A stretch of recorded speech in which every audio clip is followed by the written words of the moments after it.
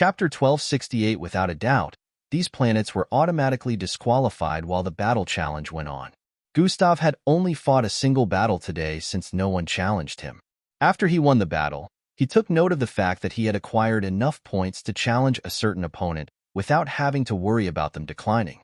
Tomorrow is the day, Gustav muttered underneath his breath as the image of a participant with multiple limbs appeared in his mind. At the end of the day, Handler 1 addressed the entire arena again. There will be disqualifications tomorrow, he began speaking. An air of tension spread across the spectators' area the moment Handler 1 revealed this. It wasn't like the participants hadn't been expecting there to be another disqualification period approaching. Nonetheless, a lot of them were troubled since they had no idea what the required number of points would be. The points required to maintain participation will be announced tomorrow by the end of the day, Handler 1 revealed. I implore participants to do their best and gather as much points as they can before the end of the day tomorrow, Handler 1 advised with an encouraging tone.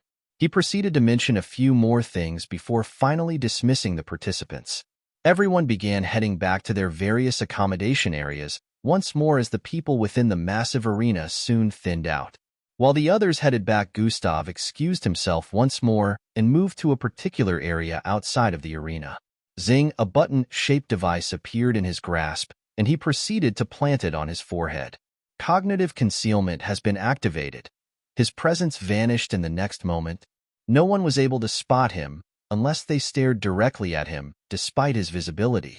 Gustav tapped the button on his forehead and disappeared completely. In the next moment, a large group consisting of dark figures wrapped up in bandage-like outfits from head to toe could be seen veering past. Dark circular clouds were beneath their feet, which was levitating. These dark circular clouds drove them forward, and Gustav proceeded to follow in his invisible state. This group numbered in the hundreds, yet they didn't seem to be engaging in any conversations with each other as they flew past on these dark clouds. Hover has been activated. Gustav eventually activated Hover to keep up with them as they flew further away.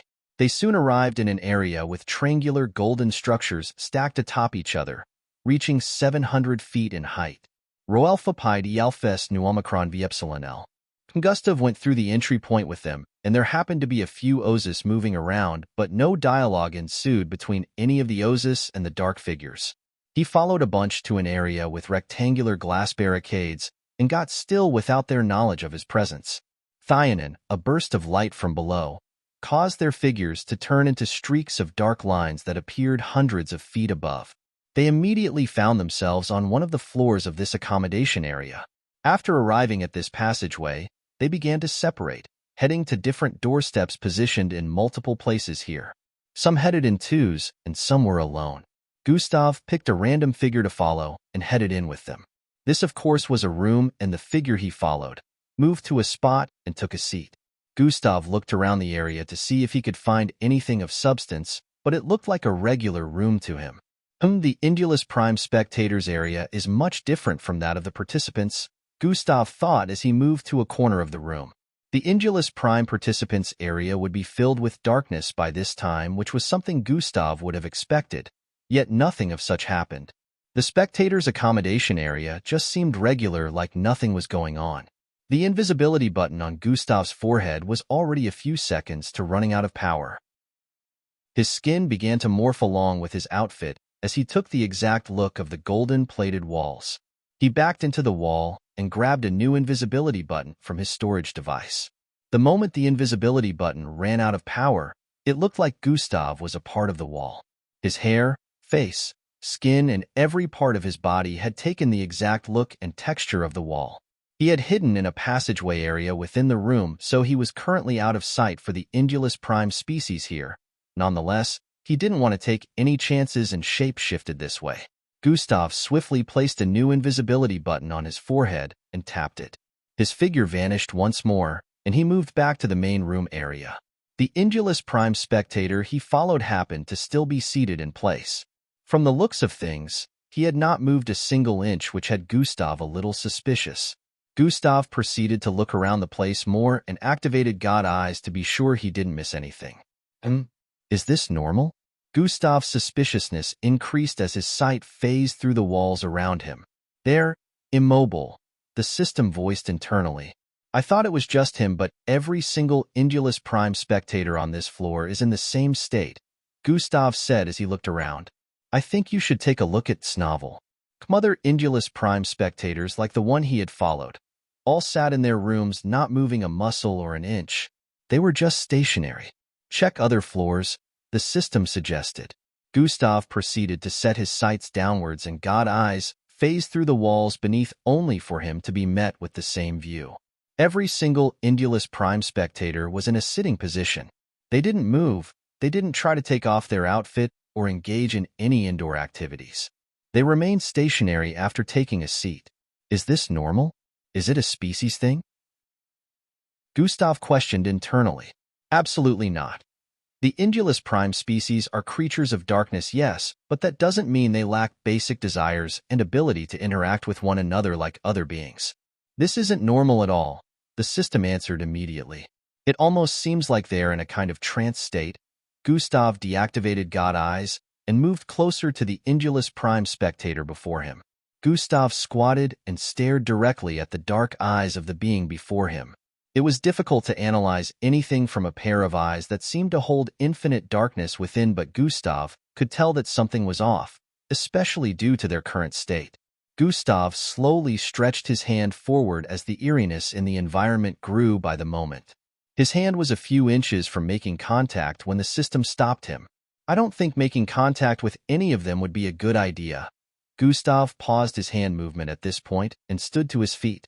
It's almost like they were programmed to all be this way. Like computers.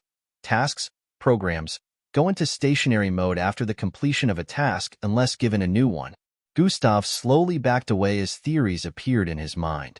His perception was still spread across the entire building, so even without God eyes, he could tell that none of them had taken a single step away from their seating position.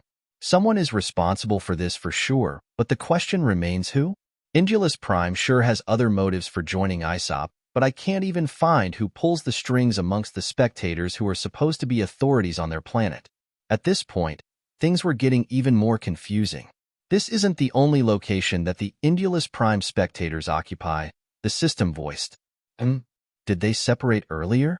Gustav questioned. Not really. The others stayed within the arena for reasons unknown, the system answered. I'll observe these ones for some time. If there are no changes, I'll head to the arena, Gustav decided. The environment was eerily silent as the being of darkness before Gustav remained seated in place, while Gustav continued staying out of sight while inspecting the vicinity. Will you finally accept? What happens if I do? You will become like me, son. You will become #% and in #% caret. Static. I don't want to become #% and in #% caret. #caret/P. You will have all the power in the world. You will be next in line for the throne. /P. I don't want your throne. /P. You don't have a choice. /P. What if I keep refusing? /P. You will lose your loved ones. /P. Don't you dare harm them. /P. Son. I couldn't even harm them even if I wanted to. /P. Then. /P. No. I won't be the one harming them. /P. /P. This month began terribly and has been going terribly since. WN has been slashing the stats of the Bloodline system, and books that haven't updated in ages with lesser engagements are appearing higher on the trending rankings. Chapter 1269-Son. I couldn't even harm them even if I wanted to. Then, no. I won't be the one harming them. The dark vicinity immediately lightened up, and a scenario of a human figure with dark tattoos all over his body could be seen slaughtering a group. The group entailed familiar faces: Angie, Gustav, Indrik, Ildris, Timmy, Matilda. They all stared at the human figure like he was a monster as he ran them through with dark spikes and ripped hearts out of their bodies. It was an extremely brutal sight as they tried to back away. What are you? What are you? Soon enough, every single one from the group had their body parts splattered across the place, as the human figure with dark tattoos stood in place with an expression of gratification on his face. Dash you, my son, will be the one to harm your loved ones if you keep refusing to accept the crown. Freya Falco eyelids flickered before his eyes suddenly sprang open. Ah! He screamed as he noticed he was laying at the edge of a copper-colored roof atop a building which was over 4,000 feet in height. The rooftop had a long golden-colored pole in the middle, which extended upwards. Falco had nearly rolled off the top of this building upon his reawakening, since he found himself at the edge. He looked around in fear as he quickly jumped to his feet. It was currently night time, so it seemed like no one had noticed the human figure at the top of this building. How did I get here? Falco questioned with a tone of fear. Ta, ta, ta, ta. The sound of liquid dropping onto the copper-colored rooftop drew Falco's attention, as he slowly turned around with an expression of horror on his face. Fwyi, a small breeze blew across the rooftop, causing a metallic smell to drift into his nostrils as he stared at what was before him with widened eyes. The golden-colored pole poking out of the middle of the rooftop had a figure impaled on it. The figure had gotten impaled so deep that their body was halfway to its bottom, while the rest of the pole had cleanly pierced through their body. From the massive width of the poke, the hole that had been left in the chest of this figure was as large as 4 human heads combined. Dry greenish blood coated the tip of the pole and had also been smudged across the body of the pole. Blood dropped in clusters from the body as it remained in a stationary position. Falco's heart nearly broke through his ribcage as it pounded heavily while he took steps forward. Insect-like limbs flailed and bloody. A nauseating metallic stench had spread across the air from the blood. The dried blood on parts of the pole and the small droplets falling from the corpse told Falco that it had been hours since this person died. He gulped down saliva as he came to a realization. A handler? He muttered while stretching his hand forward in a bid to examine the corpse. He paused as he noticed his entire arm coated in greenish blood. Huh. Falco raised his other arm and noticed it had dried blood stains on it as well. His breathing turned even more hurried as he took steps backward. No. No. This cannot be. Falco noticed more stains on his outfit as he continued taking steps backwards till he arrived at the ledge of the rooftop. No. No. No. Falco turned around as dark tattoos appeared all across his body and leapt into the air. He disappeared into the distance in the next moment, leaving the corpse in the possession of the silent rooftop. The next morning, spectators and participants had gathered in the arena once more as the battle challenge began for the day. The computerized Siadam began picking out the participants for batches as battles began once more. Cheers, cheers, yeah, well, the entire arena was noisy as usual, and happened to be even more excited today since there was going to be disqualifications. The spectators speculated about the number of required points, but there was really no way to know until Handler 1 announced it at the end of the day. Today was also the second to the last day before the battle challenge would end. After tomorrow, a new challenge would be announced, and the number of participants left at that point will be significantly lesser. I think you should take a look at Snovel. Kmaisop was slowly approaching its finish point. While the battles were ongoing, Gustav noticed there was a bit of a pandemonium where the handlers were situated. It didn't last very long, and they had managed not to cause a ruckus, but Gustav noticed it nonetheless. You were gone all night, Angie voiced from the side. Yes, Gustav answered while still observing the other side of the arena, which was more than 50,000 feet away. Why? You've been away more and more lately, Angie said with a concerned tone. I was busy, Gustav responded. Busy with what?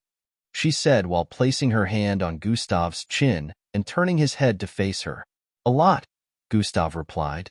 Angie, he'll let you and the others in when I know what I'm dealing with. Gustav knew she was curious about what he was up to but still couldn't tell her yet. Angie heaved a low sigh of defeat. She already knew how Gustav was, so she stopped trying to poke. While the battle continued, Gustav turned to stare at the Indulus Prime participants area of the arena. They seem rather functional now, the system voiced. At this point my speculation is half proven, Gustav said internally as he recalled what went down last night. Roelfa Pi di Alfes nu Omicron v Epsilon L. Comfy Indulus Prime spectators all remained in a stationary state for hours and Gustav was running out of invisibility buttons, so he eventually left. He visited the arena, and just like the system mentioned, a few of them stayed back.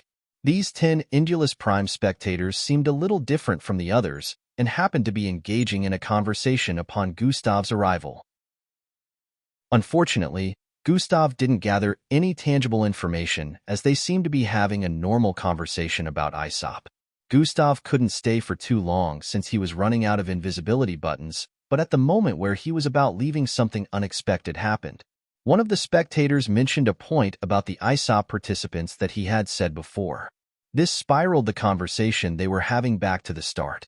It was like Gustav was watching a loop play out before him as these Indulus Prime spectators proceeded to reenact the conversations from the start. Gustav was on his last invisibility button and had already gotten himself a great distance away when he felt an approaching figure. Fortunately, he still had cognitive concealment activated and 30 seconds of invisibility left, so Gustav stuck around to identify this figure. Indulus Prime Vice Captain. Gustav noticed who it was, and despite being thousands of feet, he heard the vice captain lament. A malfunction? The vice captain proceeded to thrust his palm forward.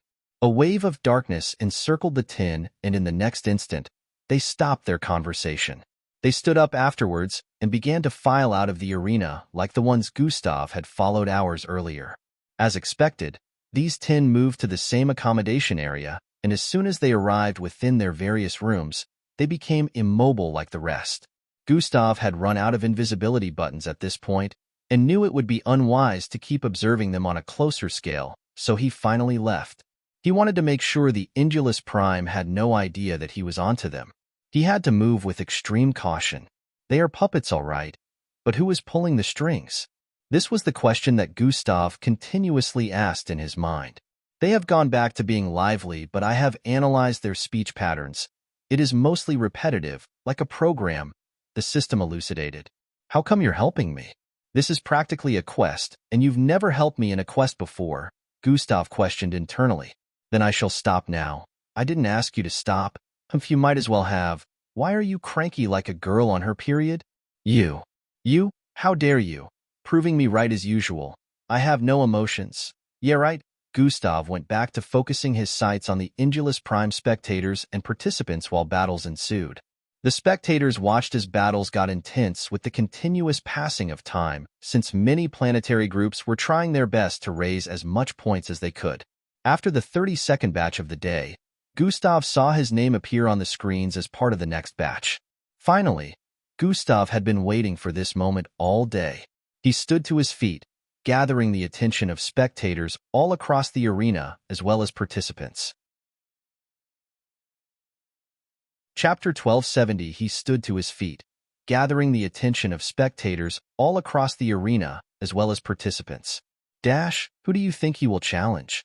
Dash, normal participants stand no chance, so I'm sure they're praying not to be picked. Dash, didn't he point at somewhere after winning the battle against Captain Kriv the last time? The spectators couldn't help but speculate about who Gustav would challenge, but only he and a few others knew who he had in mind. Gustav arrived before the stage and slowly moved in. It was a glacial type of battle stage. Icicles that were thousands of feet long were scattered all across the place. Gigantic ice palaces which had massive chains wrapped around them could also be seen across the air. These massive chains pierced through multiple ice structures, holding them in mid-air, and ran through the icy ground beneath as well. In another area, it protruded out of the icy ground and extended high into the air, wrapping around a T-shaped ice rock thousands of feet away from Gustav's position. Gustav stepped forward and soon arrived at the middle of the battle stage. All eyes were on him at this moment as he picked the planet he had in mind. The jaws of many spectators dropped as Gustav went on to pick his opponent amongst the group of 20. Whaowa, chatter, chatter, chatter. Dash, did he just challenge Captain Strum? Dash, damn, are we going to finally see a battle between these two? Dash, I can't believe this is happening. Dash, this is about to be the most intense battle since the start. The arena turned super noisy as the screens displayed who Gustav had challenged. In the Draconit's participants area, Captain Strum stood in place for a moment while shooting an intense glance at the stage. He couldn't decline the challenge since Gustav had accumulated more points than him but he didn't intend to decline in the first place. He made a low hmph as he began to step forward with a dangerous aura of animosity spreading forth from his being. His teammates didn't utter a word as they remained in place with fearsome looks. Any remark could irk him, and they didn't want to be on the receiving end of his fury, which was slowly starting to build up. Thuum, Captain Strum leapt upwards, causing his figure to travel across the air as he made his way towards the northeast part of the arena. His figure phased through the barrier Gustav was situated in as he dropped from the air. Bam! He landed a few feet ahead of Gustav, and the two figures glared at each other. "Brace yourself. You might not come out alive," Captain Strum stated with a tone of certainty. "What a coincidence. I was just about to say that," Gustav responded with an icy tone. Gustav Crimson, Planet Earth, versus Strum Zilgard, Planet Draconet. "You harmed a friend? I will inflict 10 times worse the pain you inflicted on him," Gustav said while slowly taking steps forward as his body morphed. "He was a weakling and you shall suffer the same fate, Gustav Crimson," Captain Strum stated while a massive shadowy figure appeared behind him. "I want drag this out," Captain Strum voiced with a prideful tone as the massive shadowy figure behind him conjured a massive bluish spear. Likewise, Gustav's figure charged forward as he took the ultimate combination form. Silver claws protruded from the tip of his fingers as he slashed intensely at Captain Strum's direction, while Captain Strum grabbed the bluish spear his Encore has provided him and swung it forward with great might. The energy from Gustav's slash traveled forward, clashing heavily with the incoming spear that was 4 times larger than Gustav's entire body.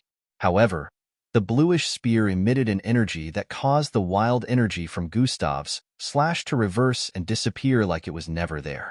FYI, Gustav leapt towards the side as his attack was interrupted by the incoming bluish spear. He managed to evade the spear, causing it to brush by his left. The moment Gustav successfully evaded, he sped in Captain Strum's direction. Forhush, he arrived before the multiple-limbed Draken instantly while slashing at his chest. This speed had no doubt taken Captain Strum by surprise, but he was able to react quickly by raising 2 arms to block Gustav's slash. 3 Eve, Gustav's claws smoothly cleaved through both of Captain Strum's arms, causing a fountain of blood to jet upwards. "Erg, I think you should take a look at Snovel." Kmai's attack was still powerfully slashing forward when 2 more arms from Captain Strum's body grabbed Gustav's forearm. Captain Strum had sacrificed 2 of his arms to stop Gustav's attack. The moment Gustav's right arm was held back, he tried making use of his left arm to attack when Captain Strum's last 2 hands grabbed hold of that as well. They stared at each other with hatred in their eyes as Captain Strum gathered as much power as he could into his 4 functioning arms to hold Gustav down in place. FYI, Gustav instantly understood Captain Strum's reason for trapping him in place the moment he sensed the approaching doom. A massive bluish spear was only a few inches from colliding with his back when everyone noticed it. Thraz's Gustav and Captain Strum turned into a streak of lightning and reappeared on the southern end of the barrier instantly, atop a rocky ice structure. Roelfen Dialfes nu Omicron Viepsilonel. Unfortunately, with Captain Strum clinging onto Gustav tightly, the lightning blitz took effect on him as well. "You cannot. Escape. Your end is nigh." Gustav Crimson, Captain Strum was still bleeding profusely from his cleaved-off forearms while struggling to hold Gustav in place. FYI, the spear that had missed came back around, flying at Gustav once more. It tore through multiple icy palaces which immediately turned into light particles and disappeared upon contact. Lightning Blitz has been activated. Gustav and Captain Strum's figures turned into streaks of lightning and vanished once more as the massive spear missed for the 3rd time. It's starting to affect the laws of time in the vicinity, Gustav noticed as he realized the spear was causing things in the environment to slow down the further it closed in on them. Lightning Blitz was affected by this and took a longer time to get them to the end of the barrier on the other side. However, it was still fast enough to evade. Gustav knew this could become more of a problem if he didn't get out of the current predicament. The moment they reappeared on the other end, Gustav's figure suddenly grew massive. Gar! Captain Strum struggled to hold on, but Gustav's arms grew larger than he could wrap his hands around, causing him to let go. Gustav had reached 100 feet in height, becoming a giant with ultimate combination still active in almost an instant. FYI, the massive bluish spear whistled across the air as it found its target.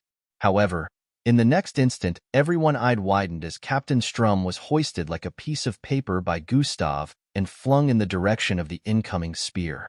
The spear was shooting across the air so swiftly that it had arrived before its creator quicker than anyone could follow.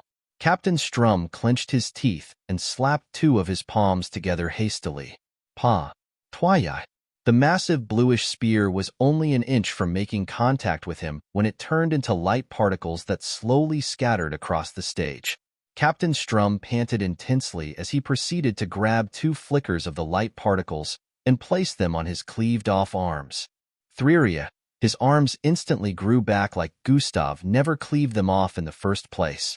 The moment Gustav noticed this, his forehead creased as he considered this to be a blunder on his part. Captain Strum should have gotten hit by his own attack, but instead used it to rehabilitate himself.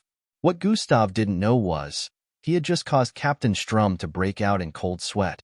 He had never battled an opponent like Gustav before, and now he realized he had to be more careful than ever. Gustav charged forward while reducing in size since the only reason he grew this tall in the first place was to get out of Captain Strum's hold. Captain Strum clenched his teeth as his face displayed a look of annoyance. "You will not bring shame to my great planet," he roared while charging forward as well. "I won't, but I promise you will," Gustav yelled back. They arrived before each other and fists were instantly exchanged. Bang, bang, bang, bang, bang. Ripples spread across the place as Gustav swung his arm forward repeatedly, packing the force of 1,000 meteorites with every strike. He precisely aimed at different spots of Captain Strum's body, ranging from his face to his chest and abdominal region. Captain Strum was slower than Gustav, but due to his 6 arms, he managed to keep up with Gustav's strike, dealing an almost equal amount of destructive force with each of his strikes as well. Chapter 1271. Captain Strum was slower than Gustav, but due to his 6 arms, he managed to keep up with Gustav's strike, dealing an almost equal amount of destructive force with each of his strikes as well. Bang! Boom! Boom! Boom! All the spectators could see were thousands of blurry fists all moving forward at the same time, and causing the icicle rocks in the vicinity to quake intensely as some of them crumbled from the impact. "I have gone toe-to-toe with the strongest being here. You are nothing," Gustav stated with a powerful tone as his fists suddenly began to increase in strength and speed while he pushed forward. "What is this? Why is he getting stronger?" Captain Strum did his best to maintain a prideful expression, but soon found himself getting pushed back. SSHHH, his figure began sliding across the icy ground as Gustav pushed forward. At this moment, his encore appeared behind Gustav and conjured another massive bluish spear. Thrura! It stabbed the spear downwards with intensity at Gustav's tiny figure. Gustav felt his body contract a little as his speed decreased with spear closing in on him. Lightning Blitz has been activated. Thras has. His figure turned into a streak of lightning that reappeared on the massive 2,000 feet icicle which was on the far right. Bang! The massive bluish glowing spear missed, stabbing into the ground before Captain Strum. A wide reduce of the ground turned into light particles and disintegrated upon contact. Captain Strum figured that Gustav's evasion would give him a bit of time to gather himself when a loud blast suddenly rang out. It had come from Gustav's direction. Screeve, Gustav had leapt down the giant icicle and swung his claws towards its base. The 2,000 feet large icicle was uprooted from its base and Gustav could be spotted holding it up. Before Captain Strum could understand what was going on, Gustav's figure spun across the air with immense speed while the massive icicle was in his grasp. "Don't be a bother," his voice rang out, and in the next instant the massive icicle shot forward the moment he released it. Tuhush, Roalpha Pi D Alphes Nu Omicron V Epsilon Elm. Captain Strum had his encore conjure another spear in the last moment, which it swung forward to parry the incoming icicle projectile. Boom! Upon collision, the 2,000 feet long icicle split into two halves and then crumbled into multiple large icy chunks that slowly began to disintegrate in midair. However, some of the large ice chunks slammed into Captain Strum's encore before they vanished like stones that had been catapulted. Bang! Bang! Bang! Bang! The massive encore staggered backwards as it took damage. Meanwhile, Gustav's figure had moved the moment he turned the 2,000 feet icicle into a projectile. He arrived before Captain Strum once more while sending forth a flurry of attacks. Boom! Boom! Boom! Boom! They clashed repeatedly once more, stirring up destructive ripples that spread across the entire battle stage. KRRYYCHHH. KRRYYCHHH. Despite not making direct contact with the barriers covering the stage, cracks and fissures had already appeared all over them. Bang! Bang! Bang! Bang! You have the power of time, but guess what? Gustav's cold voice penetrated the ears of Captain Strum as he continuously pushed him backwards with more powerful barrages. HNNGHH.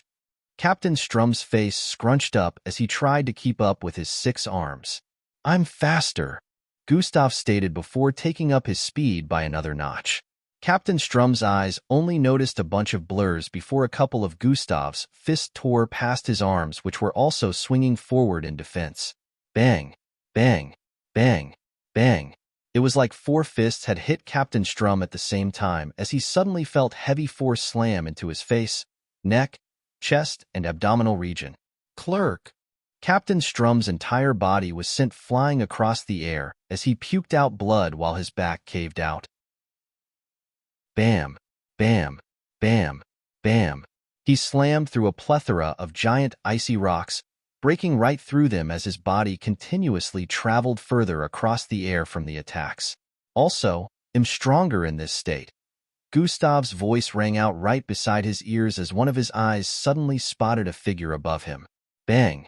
Another powerful fist slammed into Captain Strum's face before he could react, sending him tumbling downwards heavily. Boom! His body created a crater the moment it collided with the icy ground, causing cracks to spread across the entire vicinity. I think you should take a look at this novel. Kumfwayui. Gustav didn't stop for a moment as his figure streaked downwards, leaving afterimages across the air. Boom! He landed on Captain Strum's figure, causing the Draken to further burrow into the icy ground from collision. Gustav proceeded to grab his head immediately and spun around with intense speed before flinging him forward. At this point, Captain Strum's eyes were starting to turn blurry as his figure crashed into an icy palace hanging thousands of feet away from the ground. The spectators were in awe at how incredibly violent and intense Gustav was being. They compared this battle to the one with the captain of the Klaxosapes and realized Gustav had taken things up a notch. It was almost like he was more powerful and more intentful with his attacks, which were well calculated. All in all, it was different. Was Gustav just stronger when he was fueled by hatred? Or had learnt from his last intense battle and used that to improve himself? GHHRHH. This damned earthling. I can't keep letting him humiliate me like this, Captain Strum thought as he reached out to grab Gustav's hands again to stop him from striking. Bam! Bam! Bam! He managed to catch one of Gustav's hands and tried to block a couple of blows from the other one, but ended up missing one of them. Bang! Another fist to the face sent Captain Strum crashing towards the T-shaped icy rock on the other end of the barrier. FYI, Gustav's figure ascended and streaked across the air once more while brandishing his claws. However, before he could arrive at Captain Strum's position, the Draken made a hand gesture. Captain Strum's encore suddenly appeared behind him and scooped him up. Screeve, the massive T-shaped icy mountain, lost its head as silvery energy from Gustav's claws tore across its entirety. Captain Strum, who was above, leapt to the head of his 120 feet tall encore. The shadowy encore's entire frame lit up at this moment. A thorny-looking glowing halo could be spotted floating above its head, and over 12 eyeballs arranged in a circular format appeared on the halo. It looked like the encore was clad in a robe, like it emitted a bright blue glow, but its head lacked a face. A powerful pressure descended upon the environment as the encore stood before Gustav like a deity. Strum has activated the full power of his encore. Things are about to get even more intense. Let's hope the Earthling survives. The Earth Captain has proven to be tough, but this is the end for him. In the Draken spectators area, they had looks of relief as they stared at the battle with Captain Strum's encore emitting a blinding glow. They were initially worried seeing how the battle had been going with Gustav's speed being greater than anyone had expected, but now, their confidence had returned. On the battle stage, Captain Stum raised one of his arms, and an intensifying glow appeared around his palm. I didn't get to show you my full strength the last time. Feast your sight upon my pal. Before Captain Strum could complete his sentence, a silver streak cut across the air. Shut up. Gustav's palm crashed into Captain Strum's face in the next instant. Pa! The loud, crispy slap reverberated across the entire arena, causing the jaws of spectators to hang loosely as the prideful captain got catapulted off the head of his encore. Fwhy! This darned earthling! I will destroy you! Captain Strum yelled as a great wave of humiliation washed over him. Gustav was about to charge at Captain Strum once more, since he was starting to stabilize his body in midair. However, at this instant the eyes surrounding the massive glowing halo turned to stare at him. Gustav suddenly felt a strange sensation permeate his entire body as he froze for an instant. That's new, he said internally with an expression of confoundment. Oh, this is not good, the system suddenly voiced. What? What is not good? At this same moment, the encore joined its halves together and a bright glow bursted forth from its being. It was like a harmless surge of energy that spread forth across the entire battle stage, covering Gustav and everything else within. As Gustav raised his hand, he noticed mirages forming due to his movement, making his arm look like it was more than 10 in number. At this instant, Captain Strum suddenly charged at Gustav, his speed multiplying by 10 times its original. Chapter 1272 The Astonishing Power of Time. At this instant, Captain Strum suddenly charged at Gustav, his speed multiplying by 10 times its original. This is the end for you, he voiced as he raised all 6 of his arms the moment he arrived before Gustav. Zing, zing, zing, zing, zing. His palms emitted bluish glows as he thrust at Gustav, who tried to move swiftly.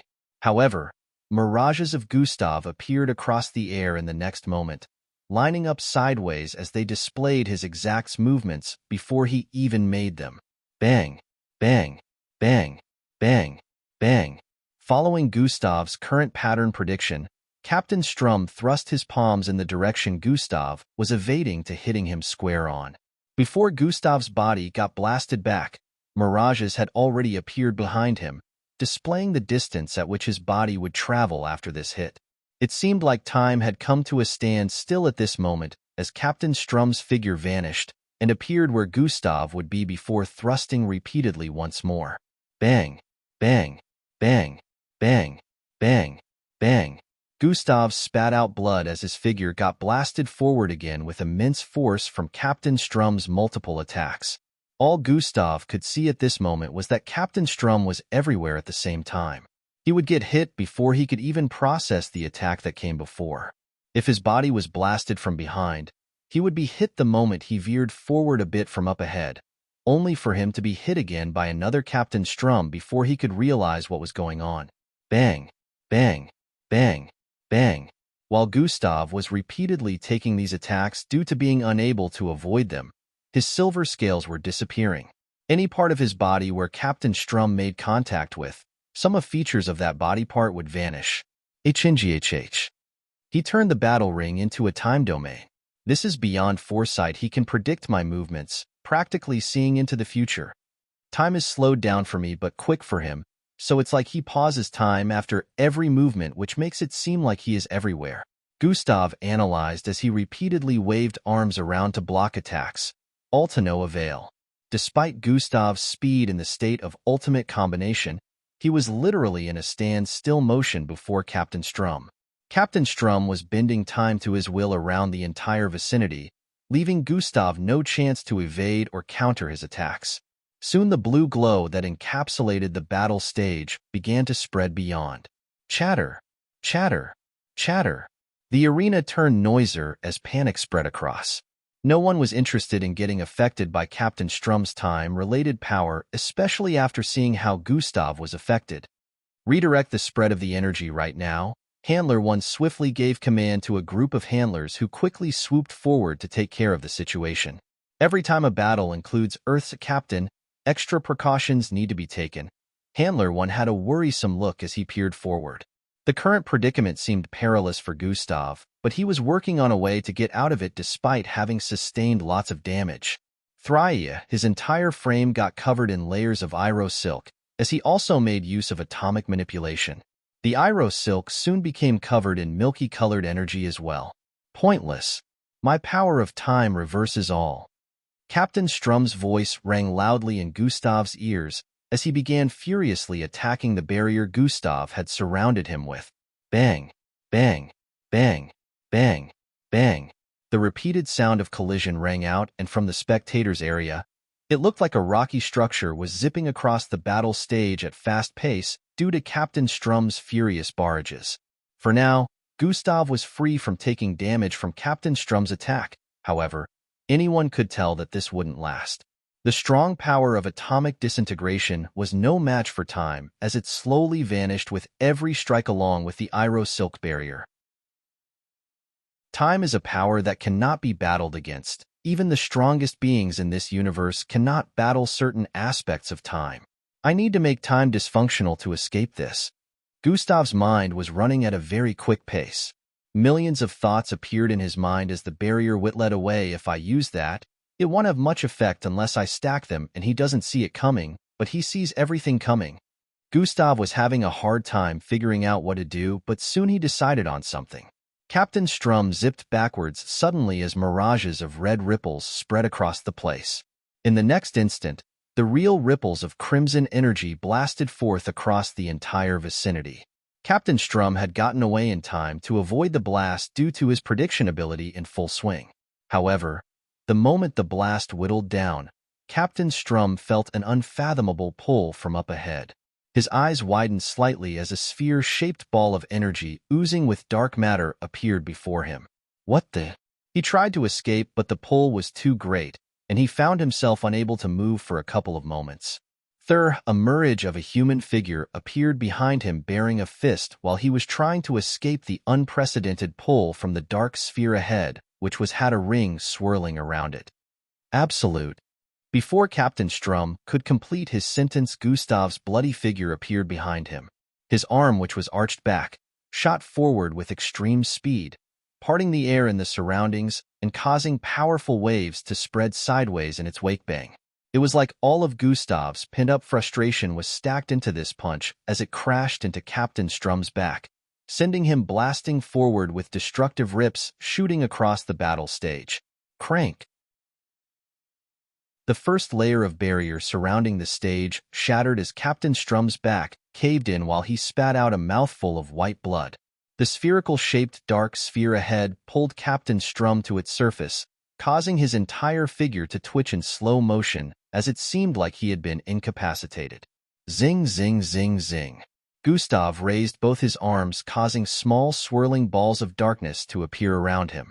These balls were each the size or a fist, but they emitted a powerful suction force. Zing, zing, zing, zinged. Blue spherical-shaped balls of energy that were 10 times the size of the dark balls appeared in place as well and proceeded to absorb the dark balls. The blue spherical-shaped balls turned blackish after absorbing the palm-sized swirling dark balls of energy. However, this wasn't the end as Gustav made more of the dark balls appeared. Zing, zing, zing, zing. The 3 large spheres that were initially blue turned even darker as they absorbed more of these balls. The suction force became so great that everything within the battle stage started getting pulled towards them. Gustav clasped his palms together, and the spherical-shaped dark balls of energy swept forward, each positioning themselves on the south, east, and western sides of Captain Strum, who seemed to be struggling to set himself free. The suction force from all 4 of these spherical balls pulled Captain Strum from every corner, threatening to rip him to shreds. Every physical object in the vicinity was crumbling to atoms and being swallowed by the four spherical dark balls of energy. The icicles, the massive ice rocks, the massive ice palaces, the place-size chains holding them, the battle stage, the layers of barriers. The spectators watched in awe as everything was getting consumed very quickly, light included. GHHRRHHHH. GHHRRHHHH, the entire arena that spanned for hundreds of thousands of feet, began quaking despite the fact that not every layer of barrier had been destroyed. What Gustav had done was activate a mini black hole after using energy dispersal as a feint to get Captain Strum to evade. While Captain Strum was powerful and could twist the laws of time, he wouldn't take such an attack head-on, especially when it covered such a range. That split moment was enough for Gustav to activate Mini Black Hole and conjured as many as he could within a second time frame before letting one of his spherical energy absorbers consume it. Theoretically, the spherical energy that Gustav used for absorbing the mini black holes should have been consumed, but because Gustav was currently making use of combination, he was able to combine them efficiently. With the spheres absorbing multiple mini black holes, they began even powerful black holes which he used against Captain Strum. Strum couldn't see this despite his prediction ability since Gustav was capable of making his spheres invisible. He only noticed it after the suction force had began pulling him to consume his entire existence. Gustav knew that black holes had effect on time. Despite not being able to stop time completely, the time dilation effects of a black hole was what he counted on to at least trap Captain Strum for a few. Follow current novels on Top Novel Fool. Com. Chapter 1273, he conjured more to be on the safe side due to Captain Strum time-related abilities, but now it was looking like he had overdone it. The ninth layer of the barrier surrounding the battle stage crumbed to atoms as well and got consumed by the black holes. Captain Strum's Encore was surprisingly powerful enough to withstand the force of the black holes in its current state and stared at Gustav with four of its eyes. Gustav was well aware that it was about to activate an attack, but it was currently moving slowly due to black holes around. Captain Strum limbs were slowly ripping apart as he did his best to withstand the force of all four, but what Gustav didn't realize was Captain Strum was struggling to utter a word. He didn't take notice of this because he had already flown towards the Encore ready to pierce it with powerful attacks. The handlers were running helter-skelter trying to contain the spread of the destructiveness from Gustav and Captain Strum's battle stage, which was spreading further, disrupting other battles as well as spectators. Some of the powerful spectators joined hands to help despite their astonished expressions. The battle stage was void of physical objects as everything had been swallowed up and the ninth barrier got blasted to pieces as well. Down below, the damage had eaten deep into the battleground that it had created a hole through this part of the ninth disk. The solar system could be spotted with an expanse of darkness spreading as far as the eyes could see. Strum, break out of it, don't disappoint me. In the Draken spectators area, Bronze immediately clenched his fist tightly with a tensed expression as she stared at the battlefield. Who knew the Earth was capable of using the power of black holes? Another Draken by the side who had widened eyes voiced out. Many of the Drakens were currently on their feet with tensed and troubled expression as they stared at the state of the entire arena. Gustav's usage of abilities had surpassed their expectations and taken them by surprise. In this state, Strum was supposed to be unstoppable, but Gustav had proven to be truly beyond phenomenal. Come on Strum, he still hasn't used that. Despite the destruction the entire arena was undergoing, which was disrupting the battles on other stages, a lot of spectators were at the edge of their seats watching with keen eyes. It still seemed like Captain Strum was uttering something, albeit very slowly.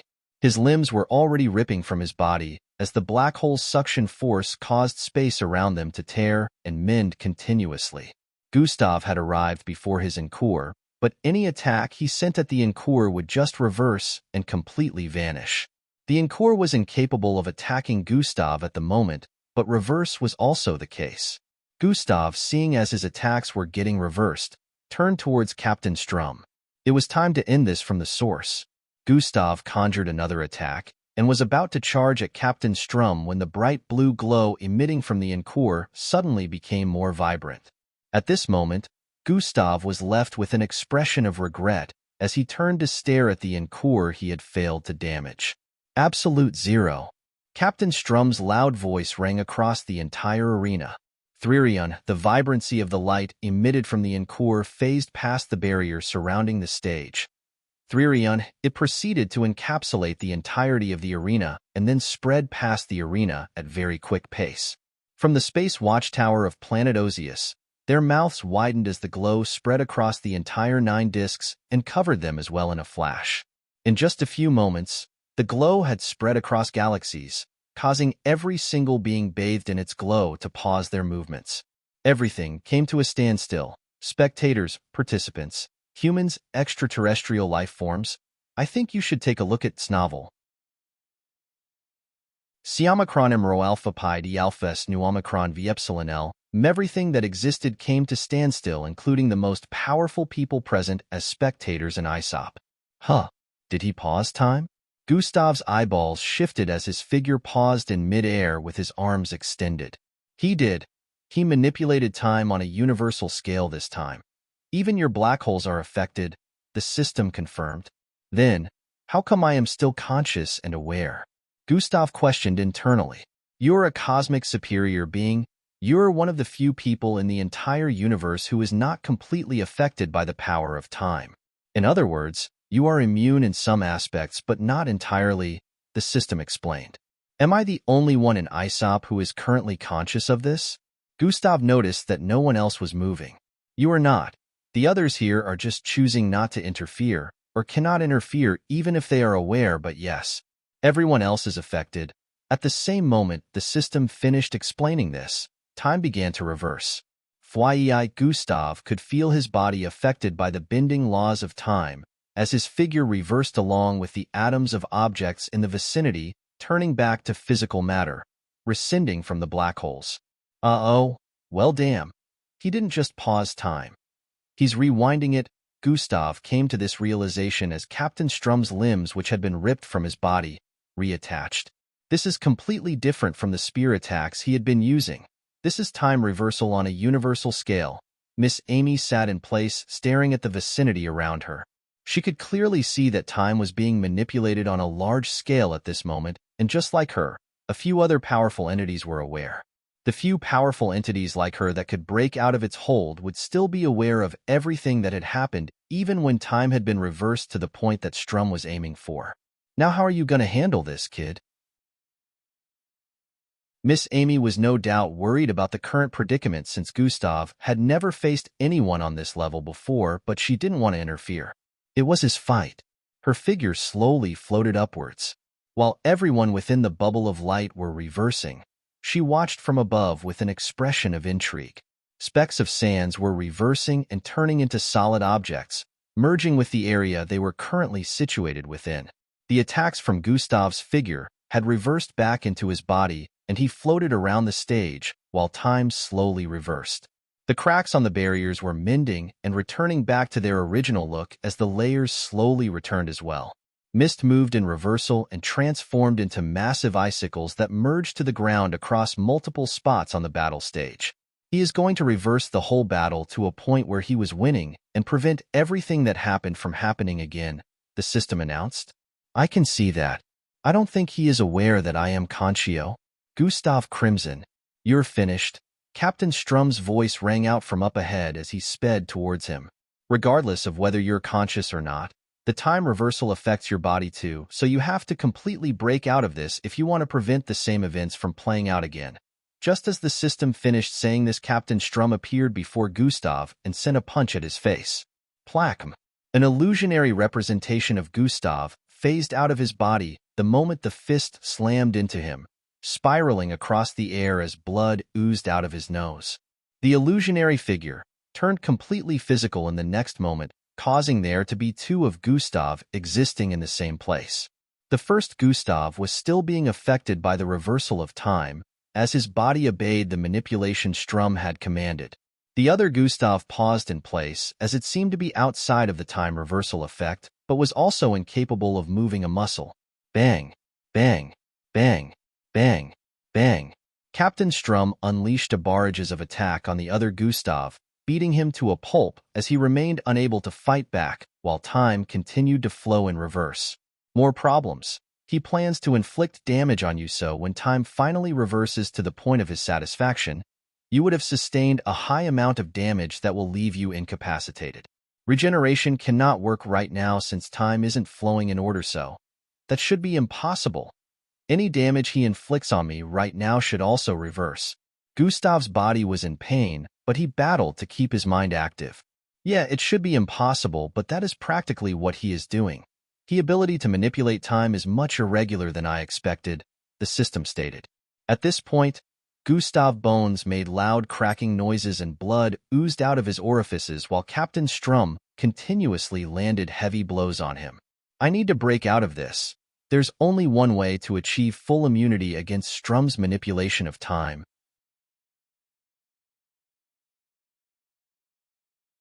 Chapter 1274. There's only one way to achieve full immunity against Strum's manipulation of time. It should be fine since everyone else is affected right now. Gustav knew exactly what the system was referring to. His main self closed his eyes and focused on the center of his being, tapping into the power that lay within. Captain Strum dashed towards Gustav's figure in midair and was about to land another punch when his eyes suddenly emitted a bright glow. A wave of unfathomable energy spread forth from Gustav's figure as his irises turned reddish-pink and a cross-shaped golden glow appeared in his eyes. Zriri, Gustav's second figure pulled backwards suddenly and merged with his first, causing Captain Strum's punch to miss. How?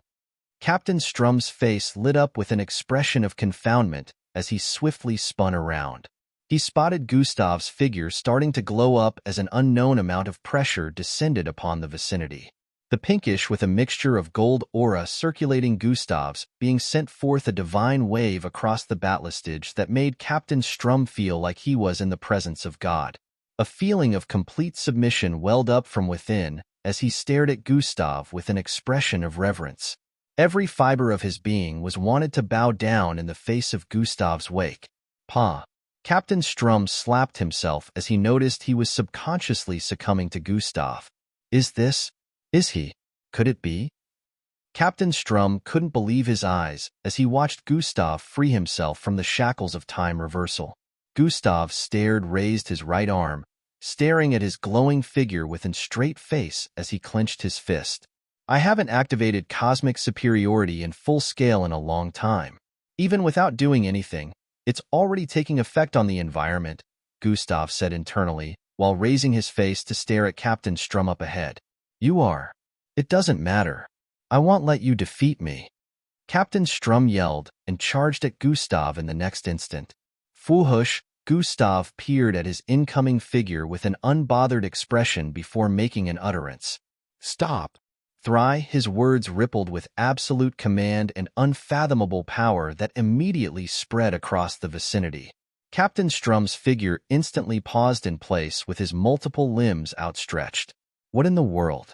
He is truly a cosmic superior being. A cosmic superior being participating in ISOP. This must be a joke. My mind must be playing tricks on me. Captain Strum yelled internally as his body paused in place. Fall. Gustav's voice rang out again, and Captain Strum's figure descended from the air with speed. Faster! An unfathomable pressure descended upon Captain Strum's figure, causing him to fall faster. Bang! He slammed into the ground in the next instant, forming a new crater as his knees stamped to the cracked battle stage. Fwyi! Gustav landed before him with an expression devoid of emotions as he stared directly into Captain Strum's eyes. That prideful look, do you, HNNGHH, think you're better than me? Captain Strum struggled to speak a shot and hateful glare at Gustav. Since you can still speak, it means I'm being too lenient. Gustav was surprised that Captain Strum managed to even speak with his cosmic superior energy active, but he wasn't done. Down! His voice rang out authoritatively, causing Captain Strum's figure to push against the ground 10 times harder than before. HGHNNN. Captain Strum tried his best to fight the pressu while trying to regain control of his body, but the more he tried to define, the stronger the pressure became. Every fiber of his being defied his command. overriding his will and following that of Gustav's as his body descended even further. Bam! He fell face flat in the next instant, bowing completely before Gustav. Captain Strum had never felt so humiliated before his life as he tried to roar out in defiance, but even his voice chose not to obey his will at this point.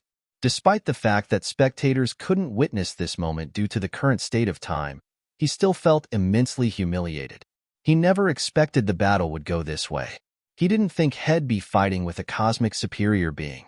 Step, step, step, step. He could hear Gustav's footstep echoing as he made his way across the cracked, icy mirror-like ground. The moment the sound stopped, Captain Strum knew Gustav was right in front of him. In the next instant, his feeling of humiliation multiplied.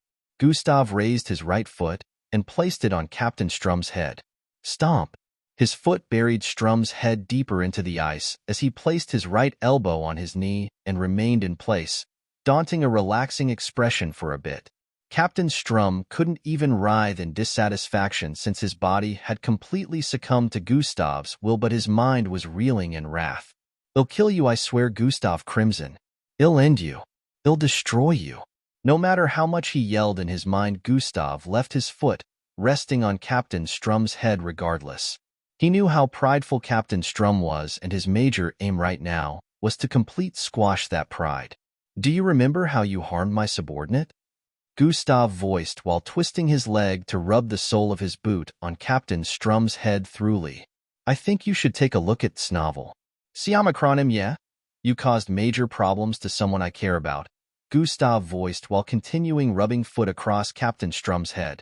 "This will teach you to watch who you mess with." Gustav proceeded to take his foot off. Captain Strum's pride was bruised, but he thought it was at least over now. "Turn over." Captain Strum's body flipped over with his face up and his back kissing the icy ground. Stomp! Gustav stomped his face in the next instant, rubbing the sole of his boot thoroughly on it. "I'll kill him if it's the last thing I do." Captain Strum became even more infuriated as Gustav's foot abused his face repeatedly. Up! Captain Strum's body floated upwards a bit before Gustav. "Speak." Gustav gave Strum free will over his speech. "I will kill you. I will make you beg for mercy. I will gouge out your eyeballs and eat them." Captain Strum yelled out with a deep tone of fury and hatred. "Pa!" Gustav slapped his cheek, causing a loud sound of collision to ring out as Captain Strum's neck instantly twisted. Krrrychhh, his head turned 180 degrees and blood flew out of his mouth. "Arfurg!" Captain Strum screamed in pain as his face became rooted to the back. This, of course, was not enough to kill him, but it inflicted an indescribable pain. "Oh, you sorry, my bad. You were talking trash, so I had to slap it out of your mouth," Gustav voiced with a tone of pity while grabbing Captain Strum's head and twisting it back to place. "I'll kill you. If it's the last thing I do. I don't care about Aesop anymore. You're dead. You're dead. You're dead. Pa." Krrrychhh. Another loud slap reverberated across the vicinity, accompanied with the sound of bone cracking as Captain Strum's neck twisted once more. "Gerhard. My bad. I should have let you finish speaking first." Gustav twisted Captain Strum's neck back to its original angle. "Erg." Captain Strum's face was plagued with an expression of pain and hate as he began screaming profanities again. "Pa. Krrrychhh aga. Pa. Krrrychhh Roelfindi Elfes nu Omicron Vepsilon. Pa. Krrrychhh Gerer." The same scenario played out repeatedly with Captain Strum being on the receiving end of Gustav's brutal assault. Eventually, Captain Strum's voice turned hoarse from screaming, and he lost the will to threaten Gustav. His expression soon turned from unwillingness to tiredness as his voice started to lack the liveliness it had at the start. Captain Strum's encore was incapacitated at the far end of the battle stage barrier. Gustav hadn't inflicted any damage on it in a while, but he guessed it was incapacitated due to the scale at which Captain Strum was manipulating time.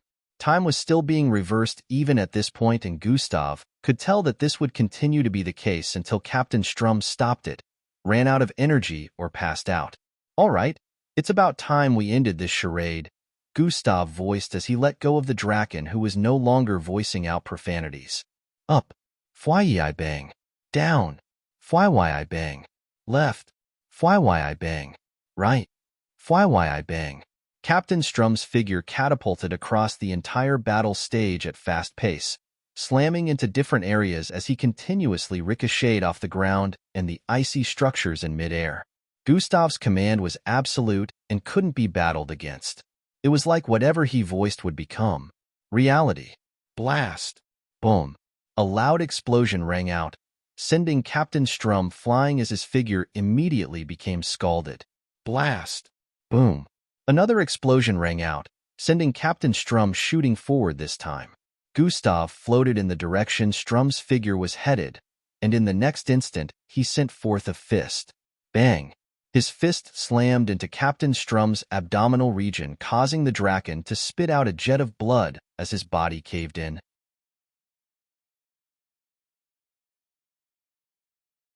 Chapter 1275. 100% confirmed. Captain Strum felt like he was hit by a moving orbital body as two of his arms uprooted from his body after receiving the fist from Gustav. Blood jetted out like a fountain as he slammed into the far end of the barrier, breaking straight through all the layers and continuously shooting out into space. Fwyi. Gustav's figure vanished, and he reappeared in space hundreds of feet before Captain Strum's body, which was still shooting forward. He gathered energy in his right arm as he arched it backwards, while clenching his fist tightly. His fist was coated in a golden and pinkish glow as he drove it forward at Captain Strum's approaching body. Boom! Space parted as Gustav's fist sent ripples across the endless expanse of darkness the moment it collided with Captain Strum. Bang! Bang! Bang! The stars in the distance got snuffed out from the destructive wave of energy that spread forth from Gustav's fist as Captain Strum shot downwards like a dying star. Through his body shot across the solar system as it descended towards the ninth disk, all of his limbs uprooted from his body as he fell unconscious even before he hit the battle stage. Boom! The battle stage got blasted to smithereens the moment Captain Strum came into contact with it, sending another wave of destructive ripples across the vicinity. Fly! Gustav reappeared in the stage at this moment as time came to a standstill again. He deactivated cosmic superiority at this point to make sure it wouldn't be active when time went back to normal. The glow emitted from Encore slowly whittled as its figure began to disintegrate. Time stopped reversing and everything that seemed to be in an illusionary state started solidifying. Strum had reversed time to the point where he just activated the full power of his Encore and was tossing Gustav around like a dirt bag. As time went back to normal functionality, the scene that the spectators would be witnessing was Gustav getting beat up. However, the moment time resumed, the entire stage suddenly appeared destroyed, and the scene the spectators were initially witnessing glitched. Like a video game playback, the spectators were completely astonished as they stared at the disgraded stage. One unconscious figure was completely laid on the ground with missing limbs while another was standing before the unconscious one with an unbothered expression. What the hell just happened? Captain Crimson was taking a beating and all of a sudden, Captain Strum is defeated? He looks bloodied and battered too. His Encore is gone too? This doesn't make any sense. How did this happen? The spectators were in an utter state of confusion, not recalling the events that played out after this point of the battle. Only a few spectators like the Council Lords and Miss stared at the stage with looks of understanding, but they still remained astonished. The kid has truly grown more powerful than I realized. Miss Amy muttered. HM? Young Miss, I sense time manipulation on a higher scale. What did we miss? Grand Commander questioned from the side. You didn't see it? Miss Amy asked with a slightly surprised tone. Grand Commander Cheyenne was an alpha, so she had expected that even if he couldn't be completely immune to time-related abilities, he would at least be able to perceive the events ongoing during time manipulation and have memories of the original timeline. I can only faintly sense that time has been altered on a large scale, but I have no recollection of how things exactly went, Grand Commander Cheyenne responded. Maybe this is a good thing. They will remain unaware that Gustav is a cosmic superior being, Miss Amy was still surprised that someone as young as Strum was able to pull this off with an alpha lacking memories of the original timeline, but she decided to use this to Gustav's advantage. She proceeded to narrate to Grand Commander Cheyenne the events that played out while skipping the mention of Gustav's use of cosmic superiority. She didn't give him any explanation as to how Gustav was immune to time manipulation, which made the Grand Commander even more confused, but Miss Amy would rather leave him in confusion than let the Earth be aware of Gustav's cosmic superiority until the kid was ready to reveal it himself. Strum lost? But how? The Earth's captain seems to have broken out of his time manipulation. But how is this even possible? The Draconid spectators area was in shambles as well. Bronze medially clenched her fist so tightly a popping sound rang out. Even after everything he still lost, she voiced with a chilly tone. That kid, the Earth's captain, he is a cosmic superior being. Anyone would have lost. The other's prestigious-looking fellow beside Bronze medially voiced out. Why did you stop me from interfering? No one would have noticed if I did. She turned to stare at the Draken beside her with a look of anguish. It was a battle between the two youngsters. Oldies like us are not meant to interfere. It would be a disgrace to our great planet if we were to interfere in such matters, the Draken voiced with a dismissive tone. Also, we are not the only ones who are aware of what went down. Another male Draken voiced from the side while staring in the direction of Earth's spectators area. Bronze medially gnashed her teeth while peering forward with a look of hatred. How dare that Earthling do this to my son? Gustav Crimson, Planet Earth, wins, 1,200 points attained. Amidst the confused gazes of the millions of spectators, Gustav exited the stage and walked towards the Earth's participants area. Don't get me wrong. I'm glad Captain Crimson won, but what the fuck just happened? Beats me. I don't understand a thing. Even the Earth spectators area was full of confused people. Gustav's fellow team members were not left out of this confusion. Well, what did you do, Gus? He questioned the moment Gustav arrived before them. Long story, you all just can't remember because of Strum time-related abilities. Gustav heaved a sigh of fatigue as he took a seat. He had expended a lot of energy to win that battle and almost depleted his Yarki in the process. Yarki would have been long depleted if it wasn't mixed with the other ability Gustav unlocked after becoming a parallel being. Good job, big brother, Endrick voiced from the side. You saw it? Gustav questioned, but instantly arrived at the answer before Endrick responded. Time candidate perks? Gustav voiced. Endrick's mouth hung loosely for a bit before he answered, yes. Oh? Endrick knows what happened. Endrick, tell us we're confused. Spit it out, man. The group quickly clustered around Endrick, who eventually decided to give them a brief analysis of what happened while leaving a lot of parts out. The versus battle challenge continued while the spectators still couldn't get Gustav and Strum's battle out of their heads and kept trying to find answers as to what happened. Big brother, I noticed something. Endrick approached Gustav. What is it? Gustav questioned. They witnessed it too, Endrick answered. By they, do you mean? Gustav glanced at Endrick with an expression of concern. Endrick nodded in response despite the fact that Gustav didn't complete his question. They're not supposed to be able to. This might be a problem. Gustav caressed his chin with a contemplative expression as he muttered, Did you uncover anything about them last night? Gustav asked. Not yet. I'm still looking. Endrick stuttered a little before responding. You figured something out, didn't you? Gustav's tone instantly turned suspicious. I really am still looking into it. I have pieced what I saw together yet, and no, you can't help me do that. I have to confirm if I'm looking in the right direction first, so I don't mince information, Endrick answered with a sincere tone.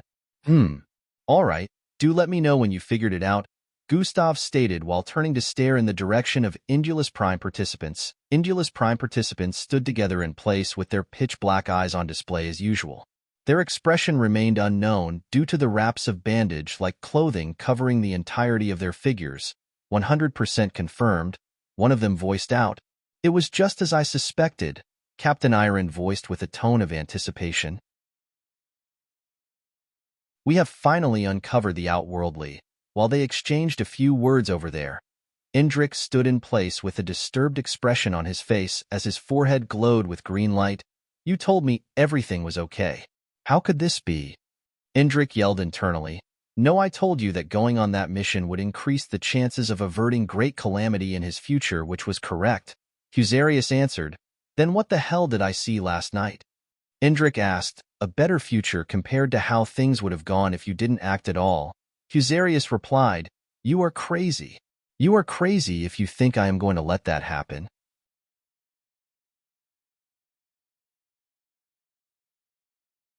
Chapter 1276. It's not up for voting's a better future, compared to how things would have turned out if you didn't act at all, Fusarius replied.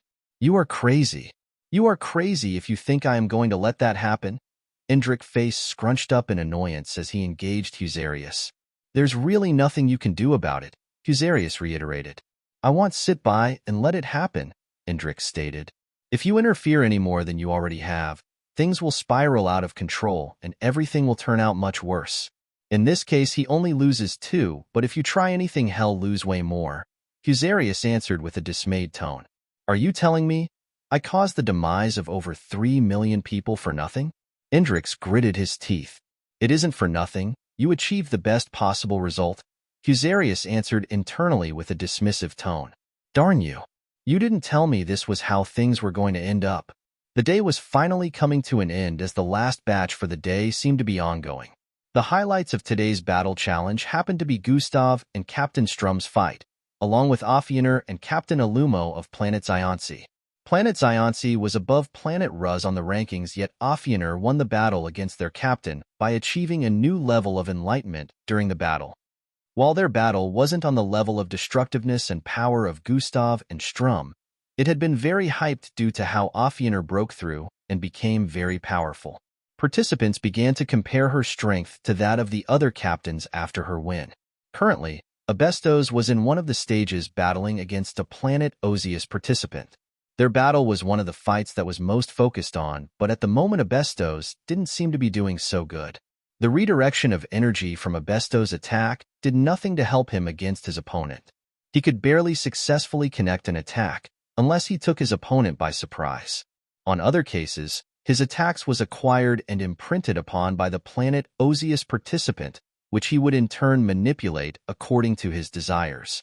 Eventually, Gorndaritis wins. Planet Ozius, 1,000 points attained. Gustav had him challenge this Planet Ozius member to analyze some things, so they didn't really mind about winning or losing.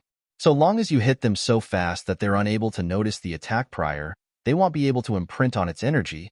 Speed is the key, but for those who don't have the required speed, you'll have to use your wits and take them by surprise. Pull them into a trap or a state where they are unable to counter the attack, Gustav advised his teammates after Abestos returned dejected from the stage. Gustav knew they wouldn't be meeting Planet Ozius in a versus battle anymore, but just in case of the future, if they met during another challenge and had to battle it out, his teammates would know what to do. Few minutes later, all the battles for today had come to an end, and it was finally time for Handler 1 to address the public. Once more, the arena turned quiet as an air of tension permeated the vicinity. As mentioned yesterday, the disqualification period has arrived. As Handler 1 began speaking, the ISOP ranking appeared on the screens, also displaying the number of points planets had acquired so far. Planet Earth, 90,501 points. Planet Draconet, 82,900 points. Planet Osis, 75,400 points. Planet Indulus Prime, 74,000 points. Planet Oxlurk, 71,700 points. Planet Tribtes, 71,200 points. Planet Diov, 70,000 points. Planet Hixto, 69,500 points. Planet Osiris, 68,400 points. Planet Zillion, 62,000 points. Planet Claxosape, 61,600 points. Planet Orion, 60,100 points. Planet Gundabalt, 58,000 points. The spectators took note of the planets at the last 3 places. Planet Fixic, 21,300 points. Planet Vequis, 20,600 points. Planet Oerton, 20,100 points. No planet had acquired below 20,000 points, even though they were 531st, 532nd, and 533rd respectively. This made everyone curious as to whether they'd reach the requirements or not. Last time the number of points needed was 15,000, and now everyone was way higher than that. However, it wouldn't make sense for any planet to not get disqualified. The top 200 planets have successfully made it through the battle challenge and will be participating in the next major challenge, Handler 1 announced. Yaha! Cheers, cheers! Loud cheers rang out upon this announcement due to a lot of planets celebrating being amongst the top 200. However, the dread seemed to be higher since over 300 planets were below the top 200. I thought there was going to be a number of required points. I thought so too. This sucks for a lot of planets. Planet Ruz is at number 232. I guess we won't be seeing more of Ophener then.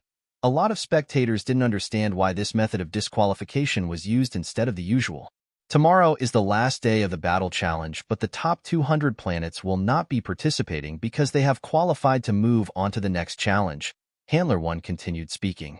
This statement caused a lot of them to beam up in confusion. If the top 200 planets won't be participating, then which planets will be? This was the question in the minds of many of them. Handler 1 went on to explain that the planets that were 200 and went on the rankings down to 300 would be the ones participating in tomorrow's battle challenge. Planets below 300 were automatically disqualified. Zing, zing, zing, zing, zing, zing, zing. Participants from planets below 300 in the ranking started getting teleported away from the battle arena. Those who had acquired over 10,000 points, higher than the last number of points required to progress, had their hopes dashed. No one had expected that the disqualification would go this way. Nevertheless, a lot of planets were glad that they ranked in the top 200s. As for the planets who would still have battles tomorrow, Handler 1 mentioned that only 50 more planets would be given the chance to progress afterwards.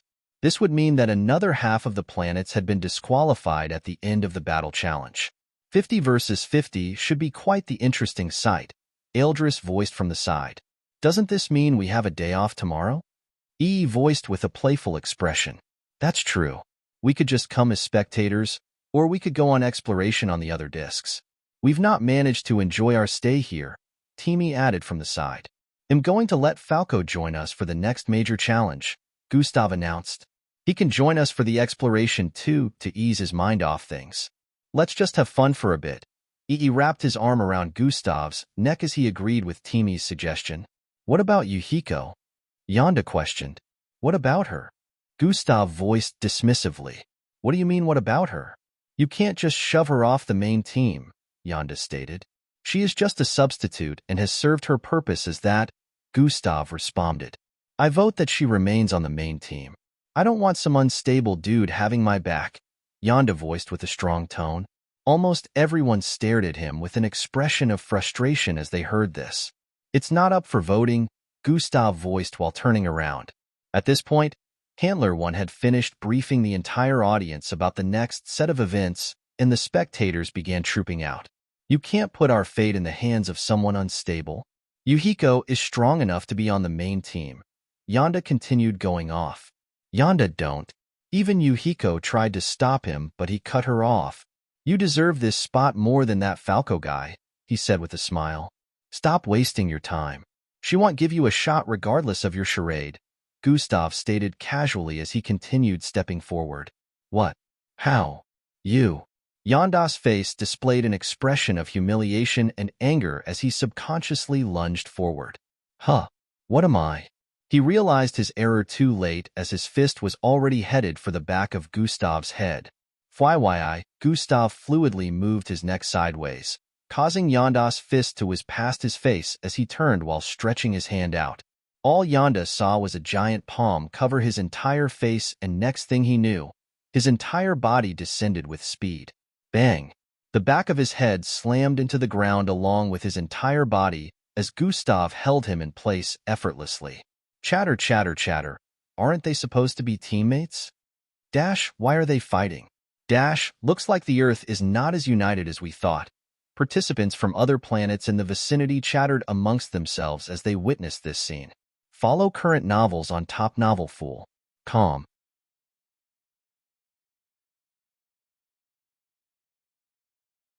Chapter 1277A Handler was killed? I couldn't even touch him. Although Yonda felt regretful about his actions, he couldn't deny the sting of humiliation he felt now, which was higher than any physical pain this clash caused him. Who is the unstable one now? Gustav voiced as he let go of Yonda's face. He hadn't used much force, so he knew he didn't injure Yonda. TSK, short people are always short-tempered. He shook his head in pity. You shouldn't do that, Yonda, Fildhor voiced from the side.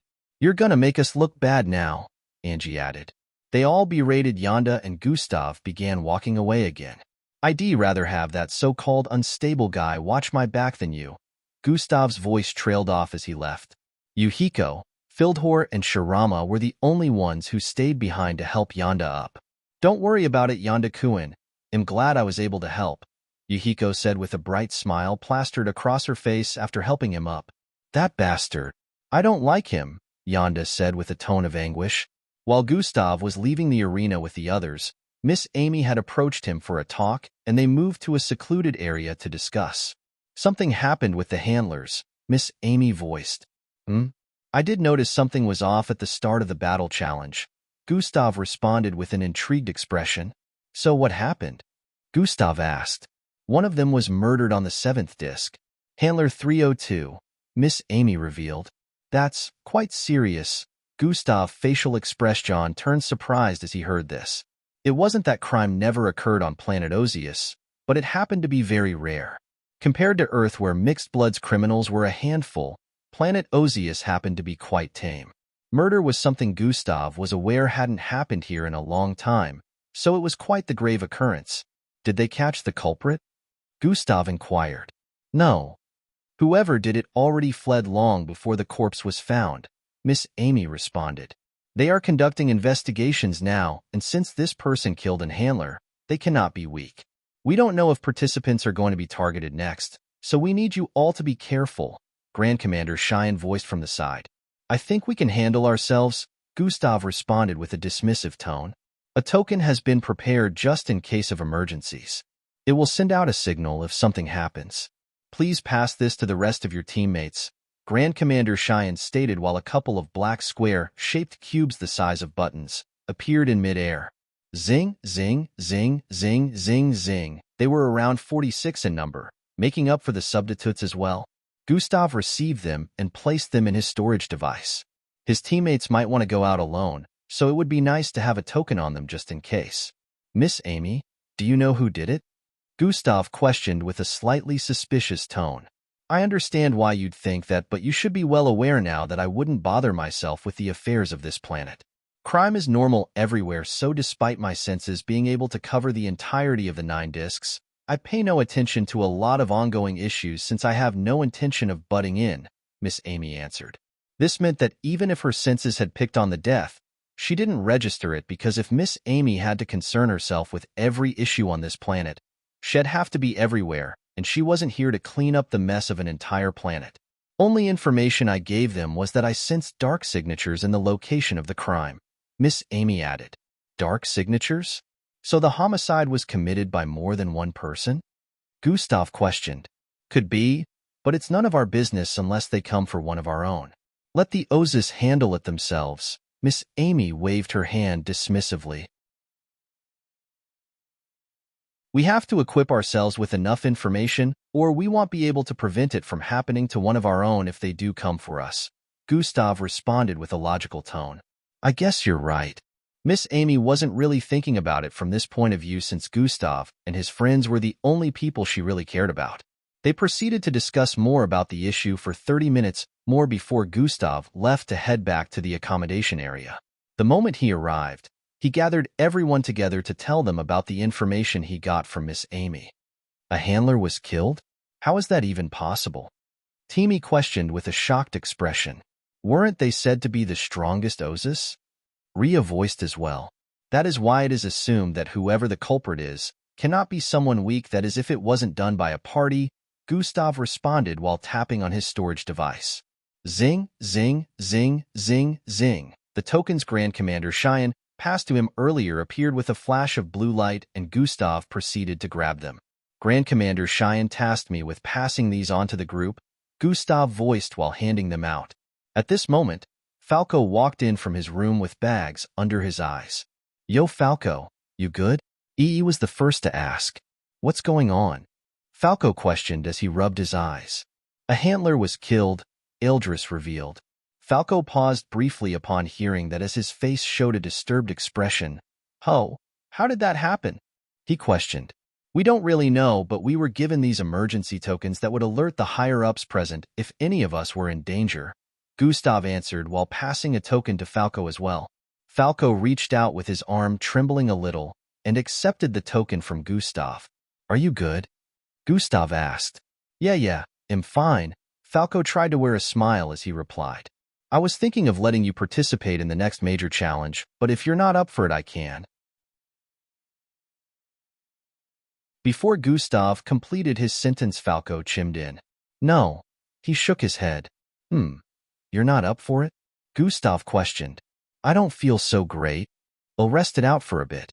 You can use a substitute, he responded while turning around to leave. Thank you for dealing with Strum for me. Everyone had worrisome looks as they stared at each other while Falco walked away. By the way, did they discover who did it? Falco inquired. No, the culprit hasn't been identified or caught. Gustav shook his head. Bummer, you guys be safe out there. Falco voiced as he walked into his room and the door behind him closed. You see, you should have left Yuhiko in. I said it, that dude isn't stable. Yonda began yelling the moment Falco was gone. Everyone ignored him, but internally they felt he had a point. Gustav had made a conscious effort to try and place Falco back in, but now Falco didn't want in. He's unstable. I said it.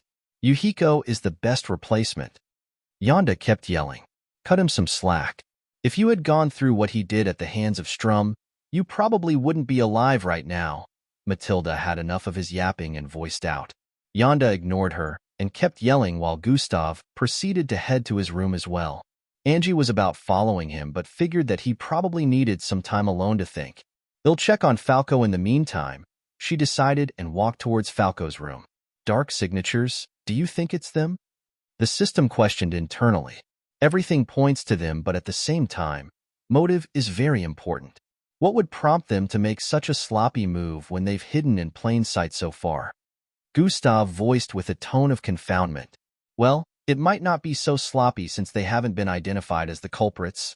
Still, it causes the entire populace on planet Ozius to be on alert, and now there's investigation from different sides which is bound to yield some kind of results sooner or later. Gustav held his chin as he voiced out. So you think someone else might be responsible? The system was starting to understand what Gustav was driving at. Who else do we know that uses dark energy? Gustav hinted.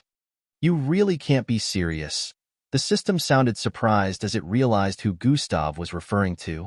He was acting weird. Did they discover who did it?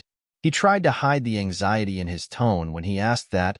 Gustav pointed out. Amy mentioned multiple dark signatures, so it had to be more than one person, the system recalled. Falco is more than one person, Gustav stated. How do we know that Darko has returned? Also, he shouldn't be powerful enough to defeat, much more, kill a handler. Like you also said, motive, what would be his? Follow current novels on Top Novel Fool. Com.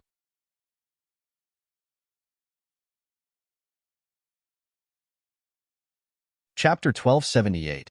How do we know that Darko has returned? Also, he shouldn't be powerful enough to defeat, much more, kill a handler. Like you also said, motive, what would be his? The system raised valid points one after the other which Gustav had to admit were making sense. You're right. It could either be Indulus Prime or Falco. Either way, I'm not ruling out any of them as suspects.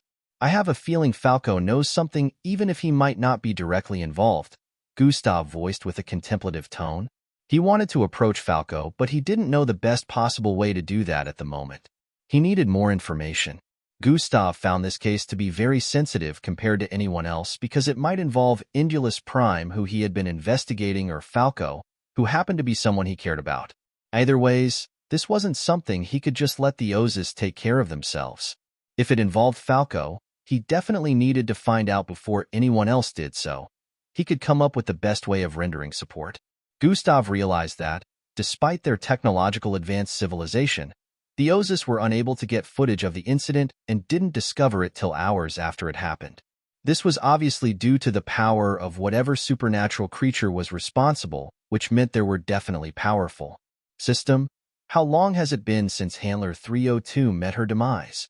Gustav questioned. A little over a day now, the system replied. Then we still have time. Gustav stated. You want me to extract its last memory before death like I did for Danzo? The system immediately realized what Gustav was up to. Precisely. This is the best way to figure out the culprit. So long as the brain of the corpse is still intact, there should be no problem with this, right? Gustav questioned with a tone of confirmation. Yes, but how are you going to get to the corpse? Not to mention, you also need to make contact with the head without interruption for 15 minutes to make sure I successfully extract the last memories, the system pointed out. They'll have to infiltrate wherever the corpse is kept then.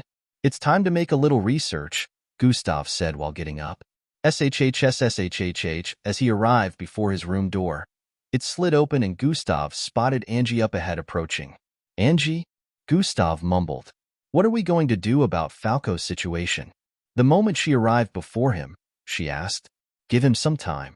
If he is still unwilling to participate in the next major challenge, he'll have to pick a substitute again, Gustav answered. I think he should come exploring with us tomorrow to help him get his mind off things, Angie suggested. Is he going to be up for that? Gustav asked. Since it's for fun and not battle, of course he will, Angie responded with an affirmative tone. All right then, we'll talk about it tomorrow, Gustav said while stepping forward to head out. Tomorrow? Where are you going? Angie's eyebrows furrowed as she turned around. I gotta head out. I might not get back till tomorrow morning, Gustav answered as he closed in on the entrance. Sorry, we'll tell you about it later. Gustav waved without turning around before disappearing out the door. Indrik was at the side watching all this time. He stood up and began heading to his room when Angie stopped him. Do you know what is going on with him? Yes and no. I only have a little knowledge on some areas, but I don't know a lot, Indrik answered. Angie's mouth parted to respond, but before she could, Indrik interrupted her. No, I can't tell you about it unless he decides to reveal it himself, Indrik said with an apologetic expression before turning around to head into his room. Angie's mouth remained hung open for some time before she finally pursed her lips with an expression of dissatisfaction. So secretive humph, no wonder they're brothers. The night went by very quickly and the next day arrived. Gustav was currently making his way back to the accommodation area with a plan hatching in his mind. I think you should take a look at Snovel. Gustav could see everyone lazing around as he walked in. Some were just waking while some didn't sleep for the entire night. Some were channeling their bloodline, and some excitedly chatted with others. They greeted Guadav, and some exchanged a little dialogue with him as he made his way in to freshen up. Today was a free day for every top 200 planet participant on the ranking. The disqualification round for the planets in the top 300 had began, but they could decide whether they wanted to spectate them or spend their day differently. The Earth participants, on the other hand, had decided they would use this day to have a little fun. It was obvious that they would still have 1 or 2 free days after this, since the next major challenge would still take some time before decided upon. Gustav had changed out of his white and blue battle suit. As he walked out of his room, he was clad in a red trench jacket and black pants which had the Imbio insignia on it. So, who has suggestions for interesting exploration locations? Eldris asked as everyone gathered in the main room. I heard Canaan Falls is a good place for exploration for tourists. I heard about that one too. They'll definitely like to try the beast riding. What about the Ciro Golden Waterfalls? I heard it's the longest in existence. The Kabuto Caves seem like a good exploration option. About 7 of them gave different or the same exploration options which Eldris took note of. Do you have anyone in mind? Eldris asked Gustav from the side. Not really, but the Zero Haven Indrik mentioned sounds pretty good to me, Gustav answered. Let's vote for the locations we want. The location that gets the highest vote is where we'll head to, Timi suggested. After the suggestion, the others who didn't mention an exploration area went on to pick from the locations that had been listed. At the end, Zero Haven got the highest picks. Indrik had suggested Zero Haven because some of the fun activities they could engage in for the others were present here as well with other interesting perks. Gustav caused a kind of domino effect, since Angie, Timmy, Eldris, and some others decided to go along with his decision. So we're headed to the 7th disc then, Eldris announced. Everyone had looks of excitement as they watched a holographic display of Zero Haven, which was equivalent to a resort on Earth. It was located on a part of the 7th disc which was secluded from residential areas. It was erected close to the edge of the disc, so the gravitational laws there was weird. There was a waterfall that extended from it to the 8th disc below.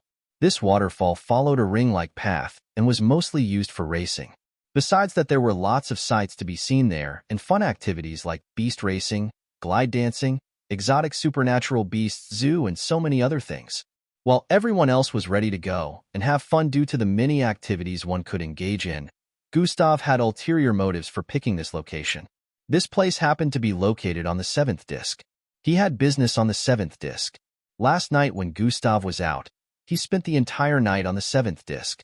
He had revisited the location where the homicide occurred and from there visited where the corpse was taken. It turned out that the corpse was still on the 7th disc. Gustav had spent the night discovering the location, understanding its intricacies, shifts, and taking note of to properly infiltrate the synaxes, which had the same function as a mortuary on Earth. He now had all the information he needed and would be infiltrating the synaxes to extract Handler 302 last memories. The exploration was just a way to kill two birds with one stone for him. Falco, are you ready to go?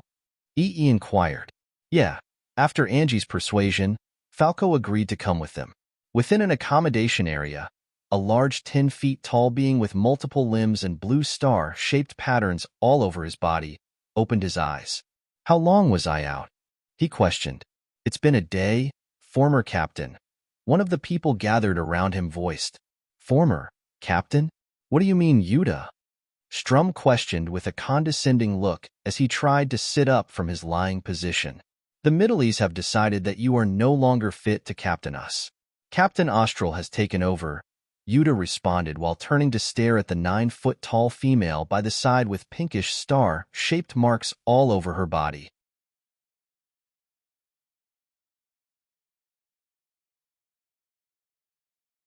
Chapter 1279, The Middleys have decided that you are no longer fit to captain us. Captain Austral has taken over, Yuta responded while turning to stare at the 9-foot-tall female by the side with pinkish star-shaped marks all over her body. Ah, surely you jest. You must be trying to cheer me up, Yuta, but this is quite the expensive joke. Strum tried his best to seat up, but his entire body ached so badly. He whined in pain and stopped trying. Everyone stared at him with serious expressions which caused his face to slowly turn from you to shaped. The micelles must have lost their minds. He yelled out after realizing Yuta was serious. I am the only one who is fit to be captain. Austral isn't as powerful. He gritted his teeth as he forcefully pushed himself up. Mother would never allow this. Enough. Austral cut him short. You have lost your light, she added. What do you mean? It's still. Strum's face suddenly froze as he sensed something missing within. You are now the weakest amongst us all. When you get your light back, you can come for the title of captain, but till then, I am captain, Austral voiced with a confident tone. This cannot be. Strum had a look of disbelief as he muttered, No, how? I will succeed where you have failed and find a way to deal with the oppositions that block our path to victory like Captain Crimson. Captain Austral turned around at this point, and everyone else followed after her, leaving Strum in his state of despair. We're here, Angie voiced with a tone of excitement. Wow, it's massive. It's beautiful, too. The group exclaimed with looks of interest as they spotted the massive pyramid-shaped structures in the distance. These pyramid-shaped structures were stacked upon one another, and each of them was as large as a skyscraper. Fog could be spotted the further downwards it extended, so it was difficult to tell just how long it was. There was no other structure in sight beside this, and a golden waterfall that circulated around the entirety of the structure extended as far down as the eyes could see. People would occasionally be spotted sliding down the waterfall rings, and they wouldn't fall out despite no solid structure erected around the waterfall.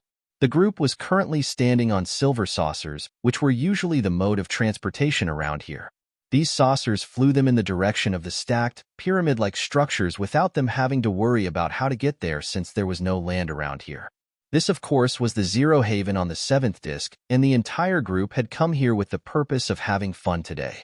They approached the entry point of the Zero Haven and were accosted by a bunch of Ozes who worked there. "Welcome, esteemed customers," one of them voiced while handing them a coin-sized item. "This token consists of our services on Zero Haven, but it can also serve as an access token." One of them, who was dressed in a white robes, began to explain. She went on to mention that the access tokens can be recharged with something called a Zeto, and every access token had 0 Zetos upon entry. To access each of the services available on Zero Haven, they would need to have specific amount of Zetos in their access token. "Oh guys, I think we should try this one first." Ria's voice was laced with excitement as he tapped the coin-sized token, which displayed in holographic footage different activities they could engage in. "That's the beast riding thing I was talking about," one of them voiced. "Esteemed customers, if you would like to engage in that activity, first you would need to head to the second level. It costs 10 Zetos per person," one of them explained with a smile. After the group learned how to recharge Zetos and other information about the Zero Haven they moved in, they made Gustav pay for the recharge, and he didn't actually mind. Gustav sometimes forgot that he was rich. As they moved around the interior of the place, it was crowded with loads of people ranging from Ozes to other extraterrestrial species. It would seem Zero Haven was quite the tourist attraction. Dash, those are Earth participants. Dash, oh my goodness, is that Indrik? Dash, I spot Eldris, he's so beautiful. Dash, that is the famed Captain Crimson. I should take a picture. I think you should take a look at Snavel. Siamacronim Dash, the fastest ISOP participant Angie, is also there. The group garnered attention to themselves as they made their way to the second level. The Zero Haven had 5 levels, which was equivalent to 5 stack of pyramid-shaped structures. The second level was where they were told they could beast ride, and they were currently on the first. They had spotted other activities they could engage in, like the saucer race, domino incision, exotic beast sightings, and so many others. They soon arrived on the second level and immediately moved towards the west, which happened to be a slightly closed-off area with another entry point. The moment they went through the passageway at the entry point, they arrived at an open space that looked like they were outside. There was a sky, mountains, greenery, ice, rocks, and everything that could be witnessed in nature all around. Kruruaf, Tice, different species of beasts, could be spotted diving across the blue sky. Some of them stirred winds as they made a show of gliding across the air elegantly.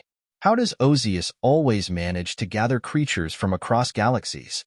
EE questioned with an astonished expression. That's because we have the known as the Ravishers, a loud voice answered EE from up ahead. Everyone stared in the direction of the voice and spotted a figure in front of a group headed towards them. Captain Vilax, Teamy stated as everyone recognized the person in front. He was clad in flowing golden robes and antennas flickered body in excitement as he approached them.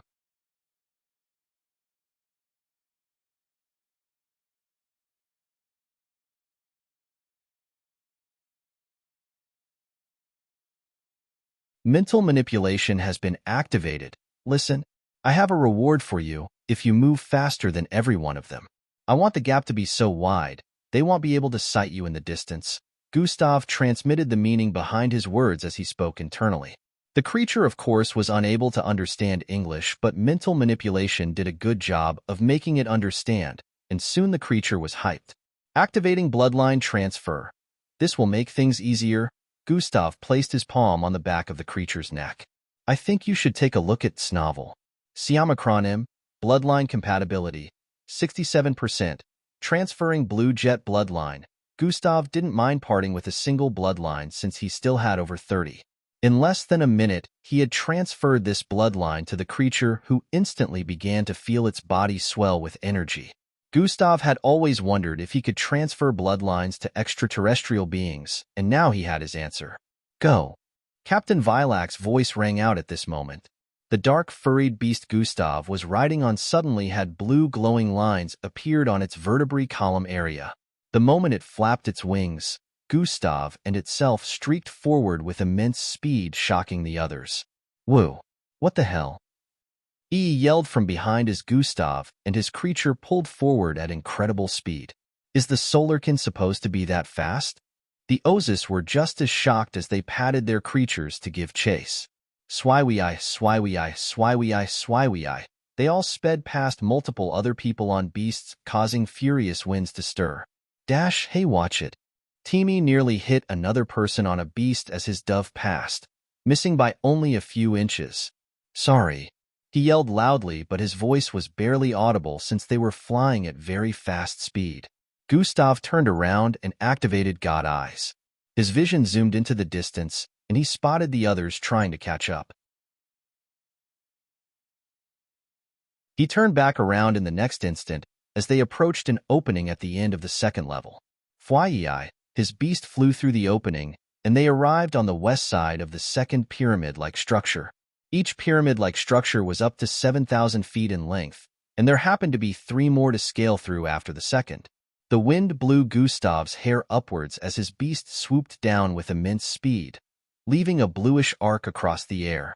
Good, he muttered as the distance between him and the others increased. The fog got denser as they further descended. This was due to the fact that they were starting to close in on the midpoint of the 7th disc, which was like a bridge between the 7th and 8th. By the time his beast reached the 4th level of Zero Haven, Gustav leapt off. Here you go. He flung something in the direction of the beast the moment he jumped off. The beast caught it in between its giant mouth and made happy gurgling noises as it continued diving down based on Gustav's instruction. 3 dark wings sprouted out of Gustav's back in the next instant as he swerved to the right and sped forward. His figure parted the fog due to the incredible speed at which he was moving, but fortunately he was making a turn around the 4th level. This was to make sure he didn't come into contact with any of them while ascending. In a couple of seconds, he had arrived back at the 1st level of Zero Haven. He floated hundreds of feet away from the pyramid-like structure while taking a button-shaped item from his storage device. He placed the item on his forehead and tapped its surface. In the next moment, he turned invisible. While in his state of invisibility, shape-shifting has been activated. Time to go. He turned in a particular direction and flew off in the next instant. Within a dark vicinity completely void of light, a group of 20 wrapped with black bandage-like outfits from head to toe formed a circle. A pair of eyes formed from mist was situated in their midst. Despite the fact that no mouth was visible, sound still seemed to be traveling across the vicinity from the pair of eyes. Dash, you have made confirmation? Yes, Prime G. He made use of cosmic superiority energy in his last battle, Captain Iron reported. Dash him? Just that? He didn't use the other one? No, but there is no doubt that it is him. The unique signature was identified, Captain Iron confirmed. Dash then. The next phase of the plan can commence. Failure is not an option. Yes, Prime G, but what do we do about the offspring? Dash, the Lord is taking care of it himself. Do not engage the offspring.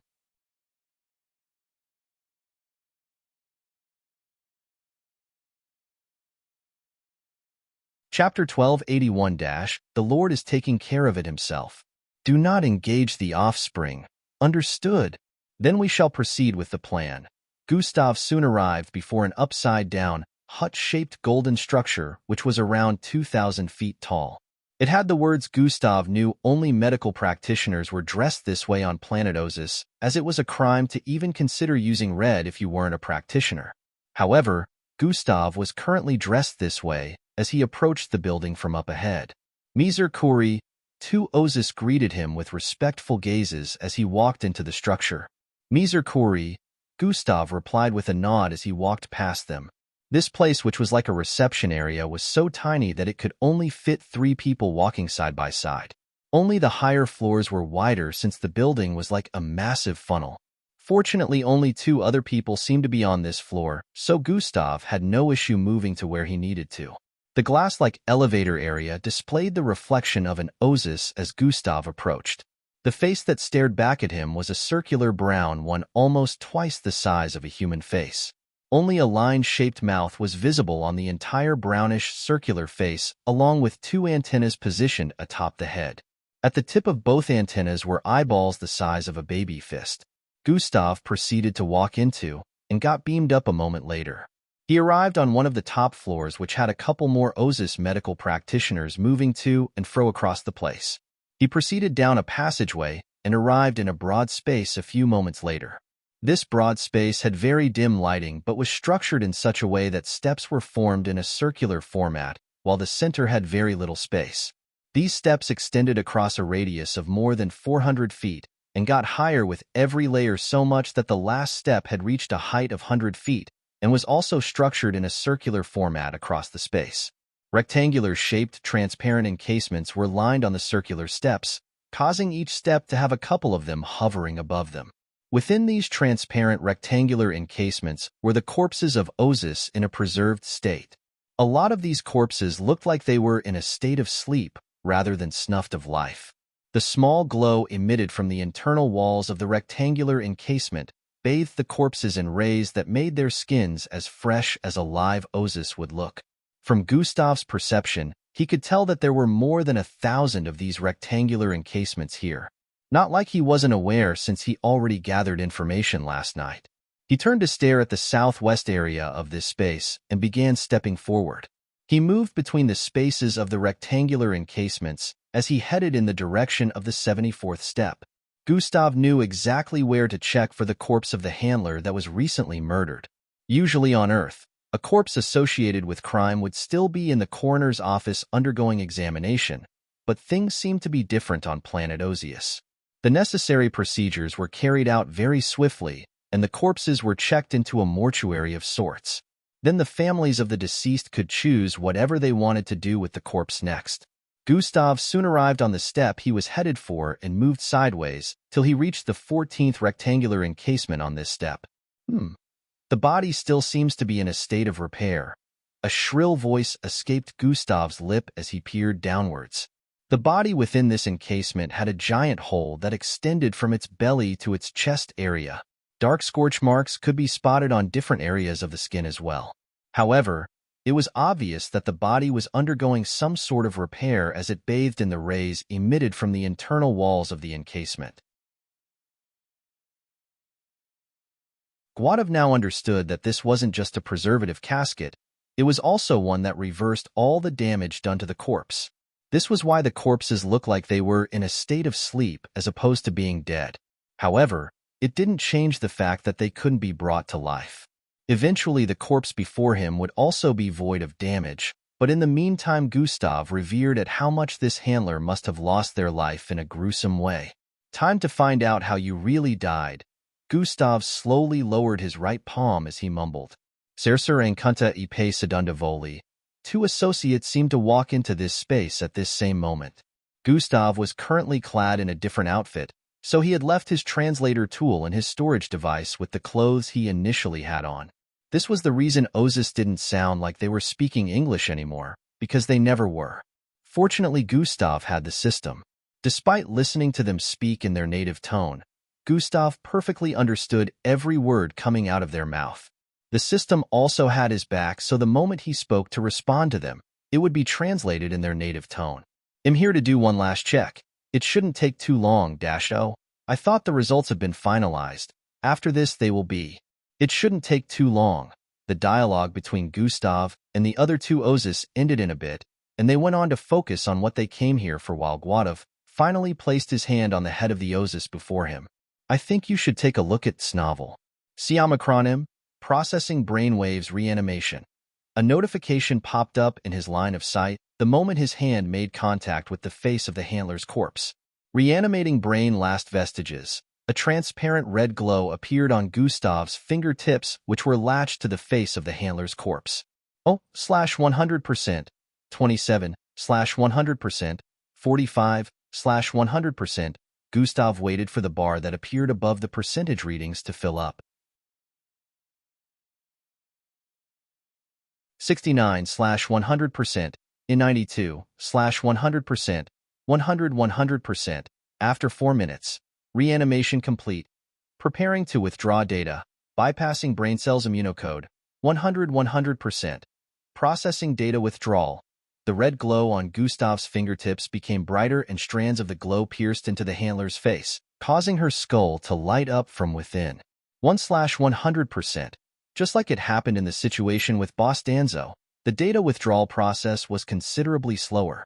Fortunately, Gustav didn't seem to have aroused any suspicions like the time with Boss Danzo where his life was technically on the line. He heaved a sigh of relief as he waited. This was a testament to how far Gustav had come since that time. It had been over a year already. Within an apartment, an Ozus and undies laid within a box-shaped space. He seemed to have a very relaxed expression on his face as he drifted off into Wonderland unaware of the presence sharing this room with him. This box was equivalent to a bed on Earth, and a figure just happened to be standing right before it. This figure who hovered above the sleeping Ozus reached out to grab his head. Mental manipulation has been activated, transferring memories. The activities this figure had engaged in within the last 1 hour was getting transferred into the mind of the Ozus like they were using a Bluetooth connection. A couple of memories got omitted according to the will of the figure hovering above the Ozus, and after a few more seconds, memory transfer complete. The figure who was obviously Gustav withdrew after this notification popped up in line of sight. He proceeded to place an invisibility button on his forehead in the next instant and vanished. A small whooshing sound rang out without disturbing the vicinity. Gustav was gone like he was never here in the first place. The person whose memories he had just tampered with was the Ozus whose identity he made use of to infiltrate the Synaxes. This Ozus worked there and was supposed to come in today to do a few inspections, but Gustav had done something to him the night before. The Ozus was currently in a state of deep sleep because of Gustav, and now that he had achieved his objective, he needed to close off any loose ends. When this Ozus awoke, they'd have the memories of Gustav heading to the Synaxes and doing inspection as expected with a couple of cutouts. "Gustav, where were you? We've been looking everywhere. Dude, you missed out." The group began clamoring the moment Gustav arrived back at the Zero Haven.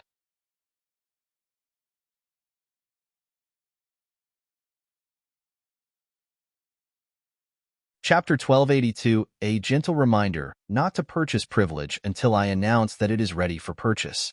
The group began clamoring the moment Gustav arrived back at the Zero Haven. "I finished the race and couldn't keep waiting for you guys, so I went ahead to purchase some food.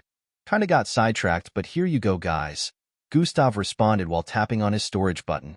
Zing, zing, zing, zing. Snacks in transparent plastic bags began to appear in everyone's hands, including Planet Ozius participants. "Wow, cool man then. What the hell is this?" He yelled the last bit with an expression of horror as he noticed the contents of the snack bag in his hand. Every Earth participant except Glade had their faces drained of excitement as they stared at the snack bags with disgusted expressions. They were filled with brown eyeballs and purplish noddle-like tissues. The brown eyeballs had some unknown and thick greenish liquid splattered all over them. It was like sauce, but this sauce was unlike anything that existed on Earth. The internal state of the snack bags looked extremely groggy, and one might retch at the sight of it if they were an Earthling. For the Ozus, on the other hand, this was a heavenly snack. "Dash, thanks Gustav. Dash, these are my favorite. Dash, you got the one with the gravy flavor. Dash, awesome." They appreciated Gustav's thoughtfulness and dug into the snack bag. He had an expression of betrayal and indignation as he pinched his nose while holding the bag up like it was a pile of shit. "Bruh, come on." His eyes watered. "Bottoms up," Gustav responded with a crafty smile. The group were trying to contain their disgust, but at the same time, didn't want to look rude to the Ozus, so they tried to make subtle gestures at Gustav to get them out of the situation. "But where is yours?" Timmy questioned. "I already ate," Gustav replied. "What a coincidence. I already ate too." He cackled nervously while trying to return the snack. "But you were with us all through, E.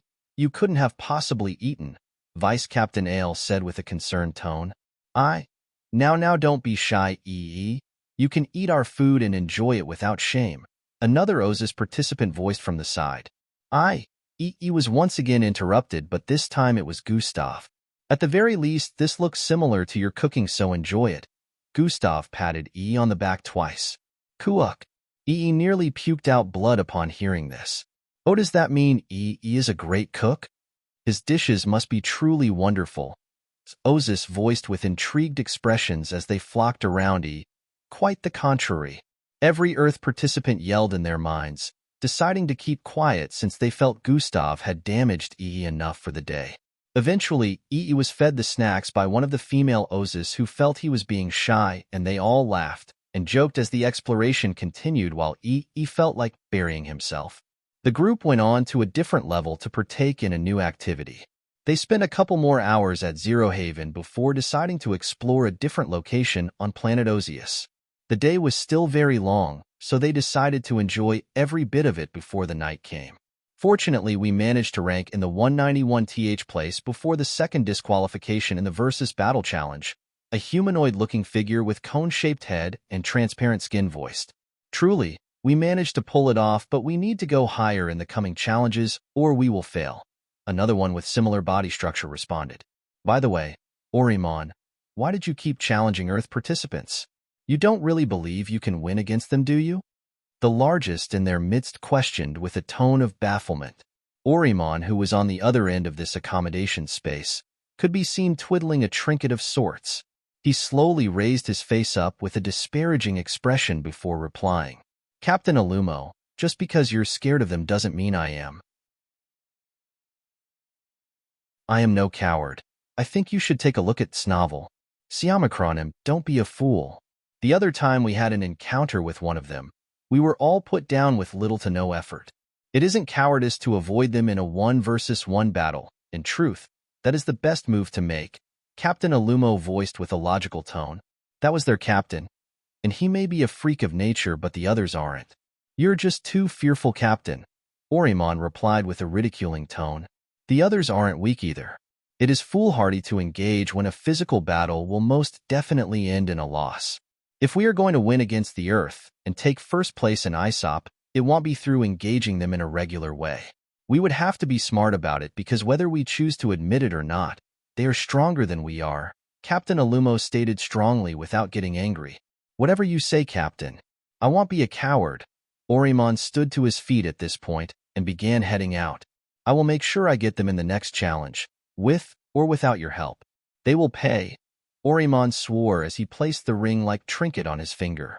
I hope none of you think like he does? Captain Alumo questioned with a tone of concern. What a wimp in with Orimon.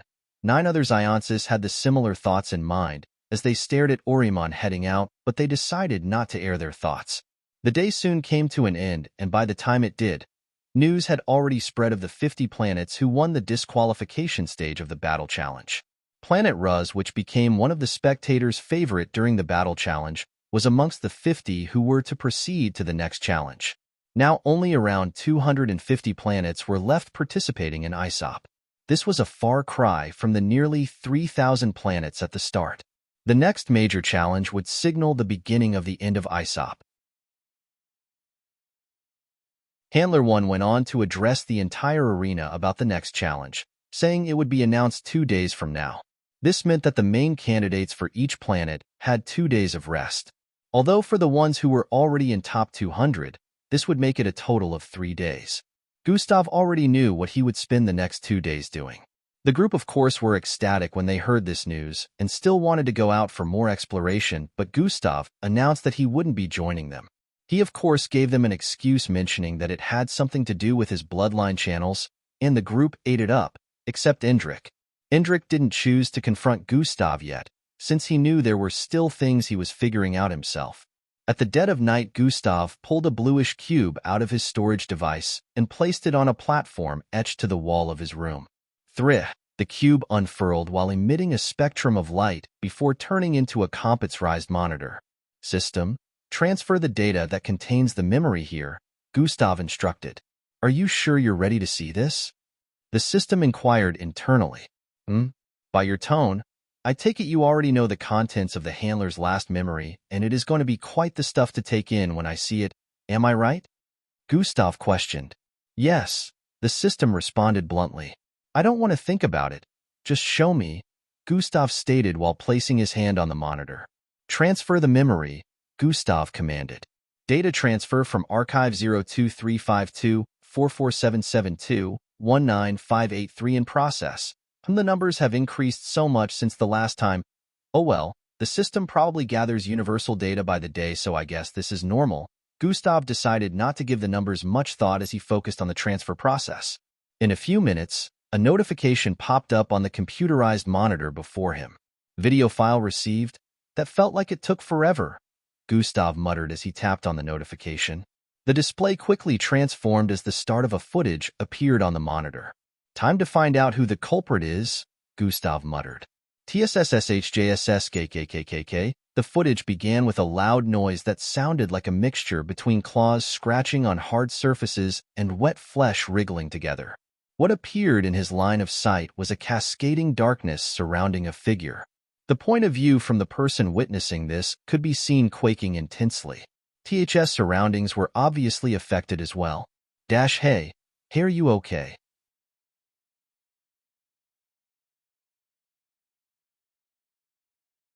Chapter 1283. Did you kill Handler 302? A loud voice that seemed to have come from the one witnessing this disturbance rang out. What happened next caused Gustav's face to darken as the being engrossed in the enclosure of darkness was revealed. From the looks of things, the being wasn't alone, or maybe it was better to say, it wasn't a Singe being.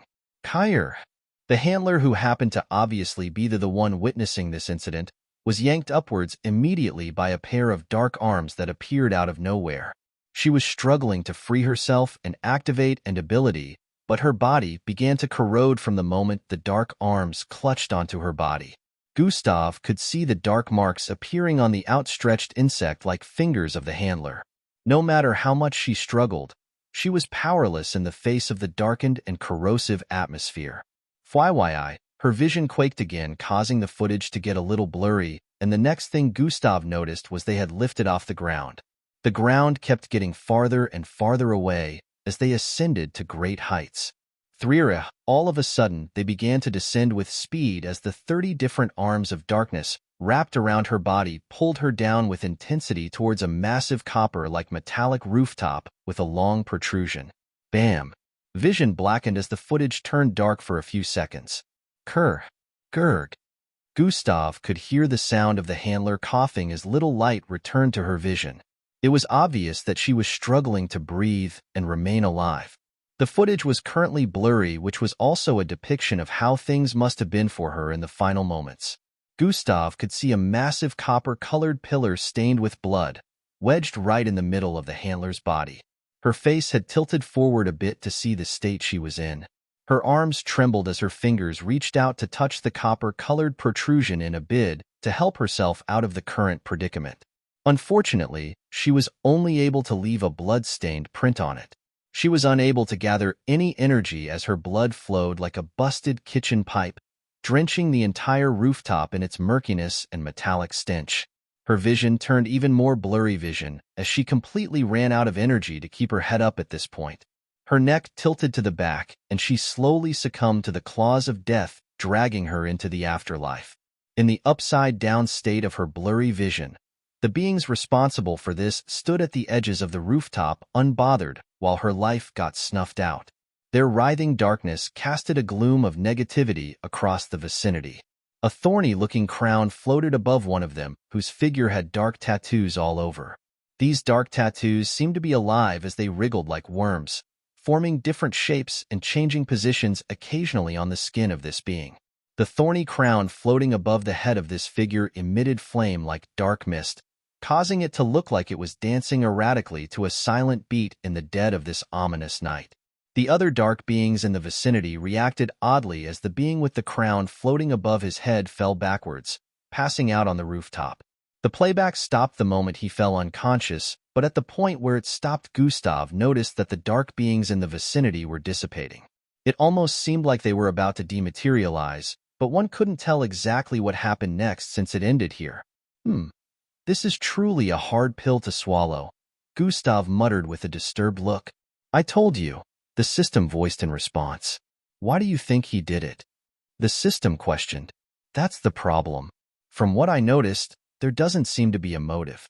I am not even sure Falco is aware of what happened here. This isn't how he uses his dark abilities, and his tattoos are usually not that way. I find this whole situation to be very odd, but my major suspicion falls on that crown, Gustav said while getting up. You've become too trusting. It might come back to bite you in the ass. The system tried to give Gustav a reality check. Falco wouldn't do this in his right senses, Gustav reiterated. And with everything that has happened so far, you still believe he is in his right senses? It might be best to put him down now before he becomes more trouble in the future, the system suggested. You're starting to sound like Indrik. Gustav's eyes squinted. This might be the only time I and that little deviant will agree on something. I think you should take a look at Snovel. Siamakronim, listen? Yes, I do suspect him after everything that has happened so far, and how Indrik warned me about him, but that doesn't mean I will jump to conclusions without uncovering everything that led to this as well as the motive behind it, Gustav voiced with a firm tone.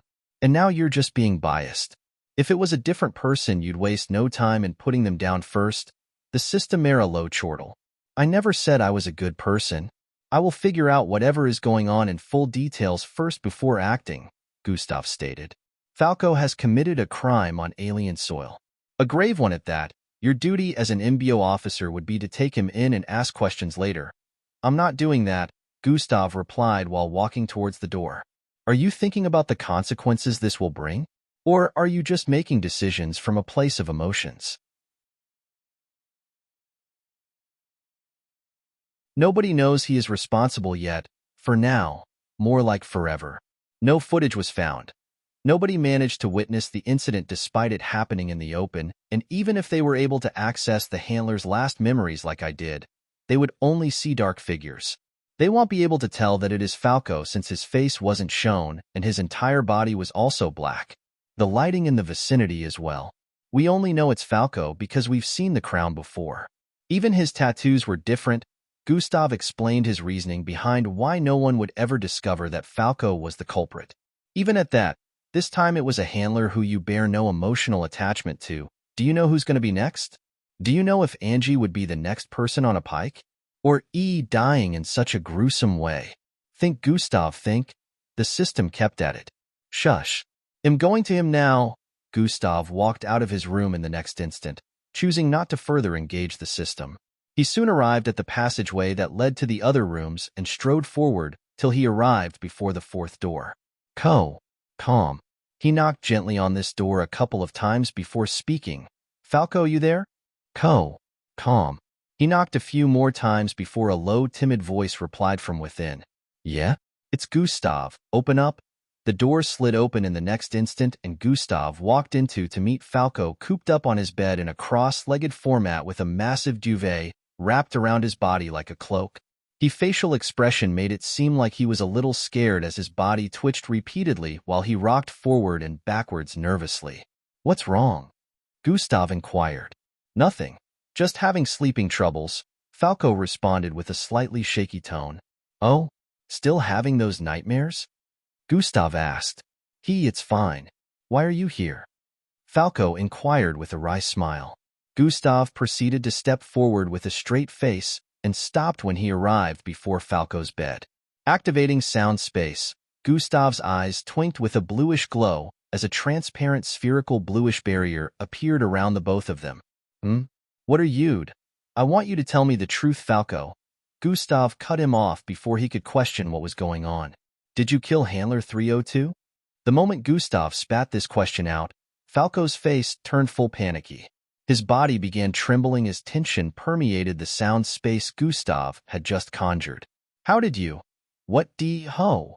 He stuttered repeatedly, unable to form a single coherent sentence as his mind sank to the depths of fear. Gustav's current expression made things no better as he stared Falco directly in the eyes. Think carefully before you reply and tell me nothing but the truth. Did you kill Handler 302? Gustav's voice grew even several degrees colder as he questioned once more.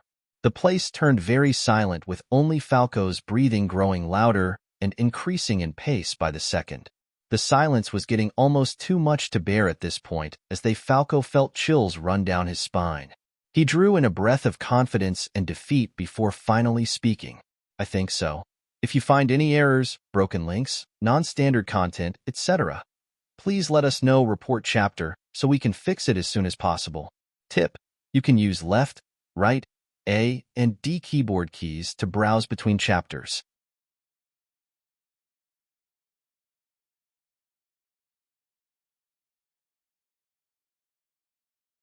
Chapter 1284S. I think so. What do you mean by that? It is a yes or no question, Falco, Gustav said with a calm but threatening tone. I can't answer with a yes or no, because I don't recall what happened, Falco responded with a fearful tone. I saw you, Falco. Falco's breathing turned even more hurried as Gustav said this. What do you mean by you saw me? I really can't remember what happened. When I came to, she was already dead. I swear.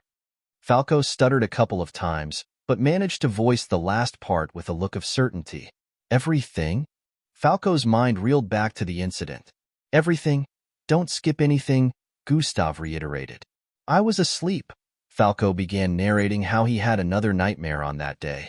He explained to Gustav that in his nightmares, there was always a person that claimed to be his father advising him to take the crown. How he would get threatened with insanity, and the so-called voice always telling him his loved ones would be put in danger if he keeps declining the crown. He went on to mention how in the last nightmare everyone was killed. Angie, Indrik, Ildris, Timi, Ria, Elevera, Glade, and even Gustav. The voice mentioning how they would be in danger, but not from the voice, rather from him. Then he awakened to find himself on the rooftop with the corpse of the handler behind him. How long has this been happening? The voice. How long has it been appearing in your dreams?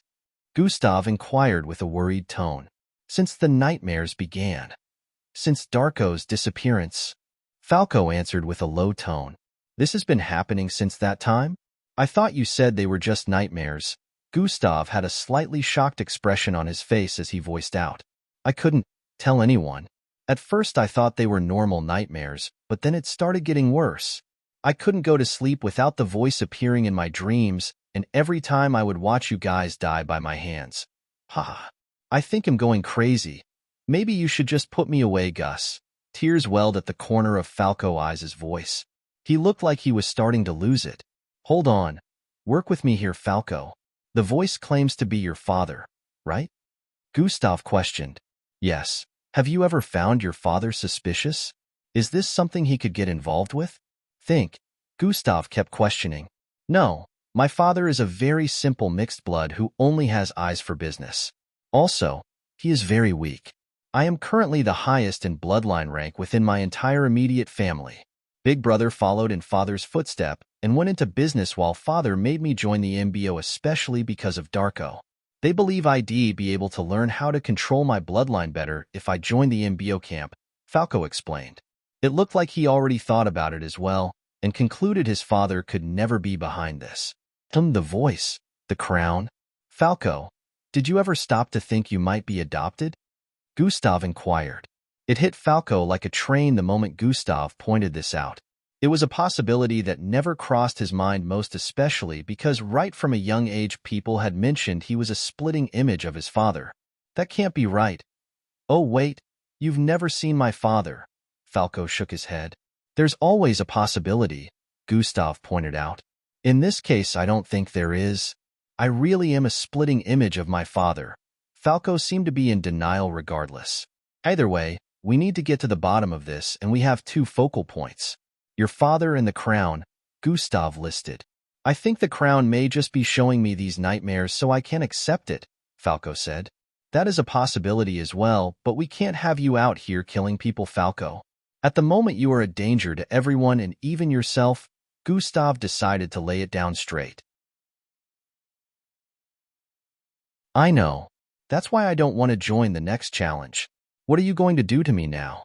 Are you going to hand me over to Planet Ozius authorities? Falco inquired with a sigh of defeat. No. We need to find out who you are. Beyond all of this, there is something. Your true identity. We need to discover everything and the motive behind all of this. Gustav responded while stepping closer. How are we going to do that? Falco questioned. You are going to accept the crown, Gustav stated. Right, I'm going to accept the... Wait, what? No.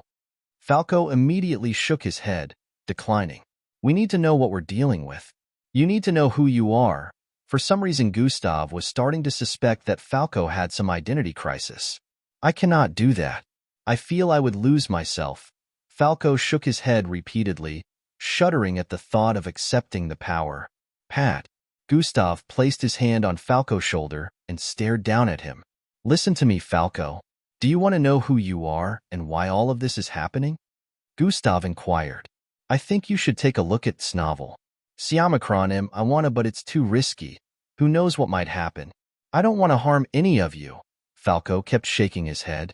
If you remain this way, the chances of harming everyone is higher. If you accept it at the very least, well, know what exactly we're dealing with instead of being on the fence, Gustav reiterated. But it's your power, isn't it? Dominate it and control it instead of letting things go the other way around.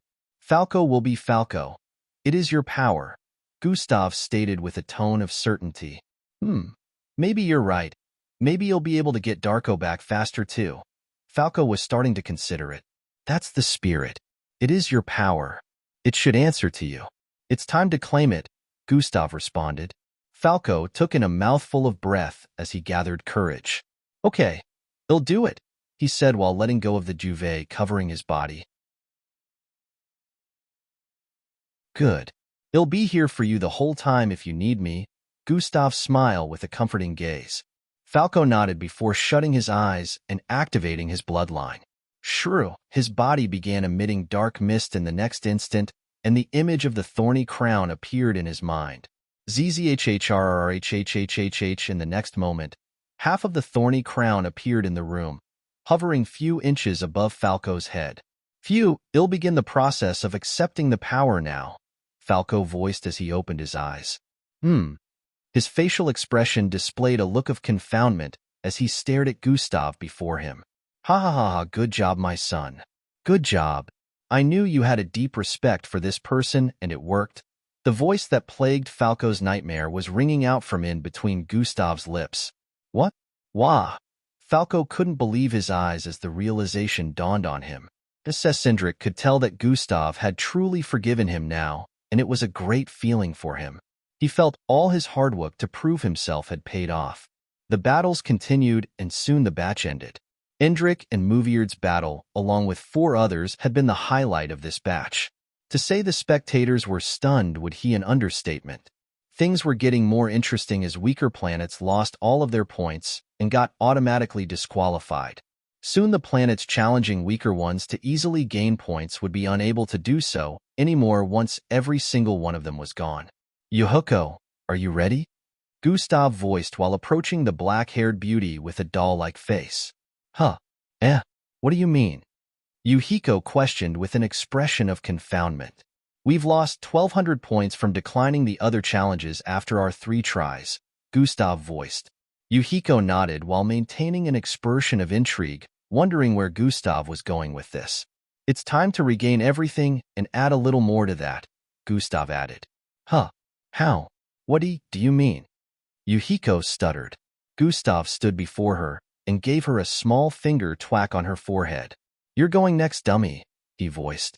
Yuhiko looked up at the screens displaying the 150 participants selected for the next batch. I am not amongst, she voiced with confusion still. Yes, but one of these participants are going to challenge you, and it's going to be someone with a high number of points, Gustav responded. Are you saying I should accept a challenge?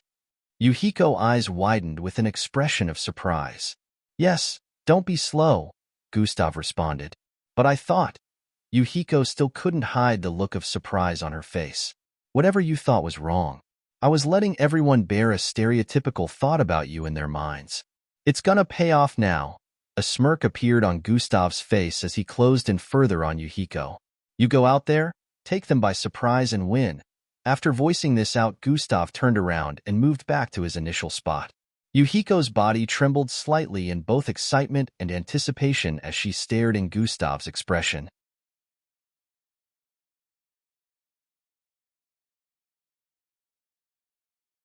Chapter 1285, however, the sharp outburst of intense dark energy only lasted a moment.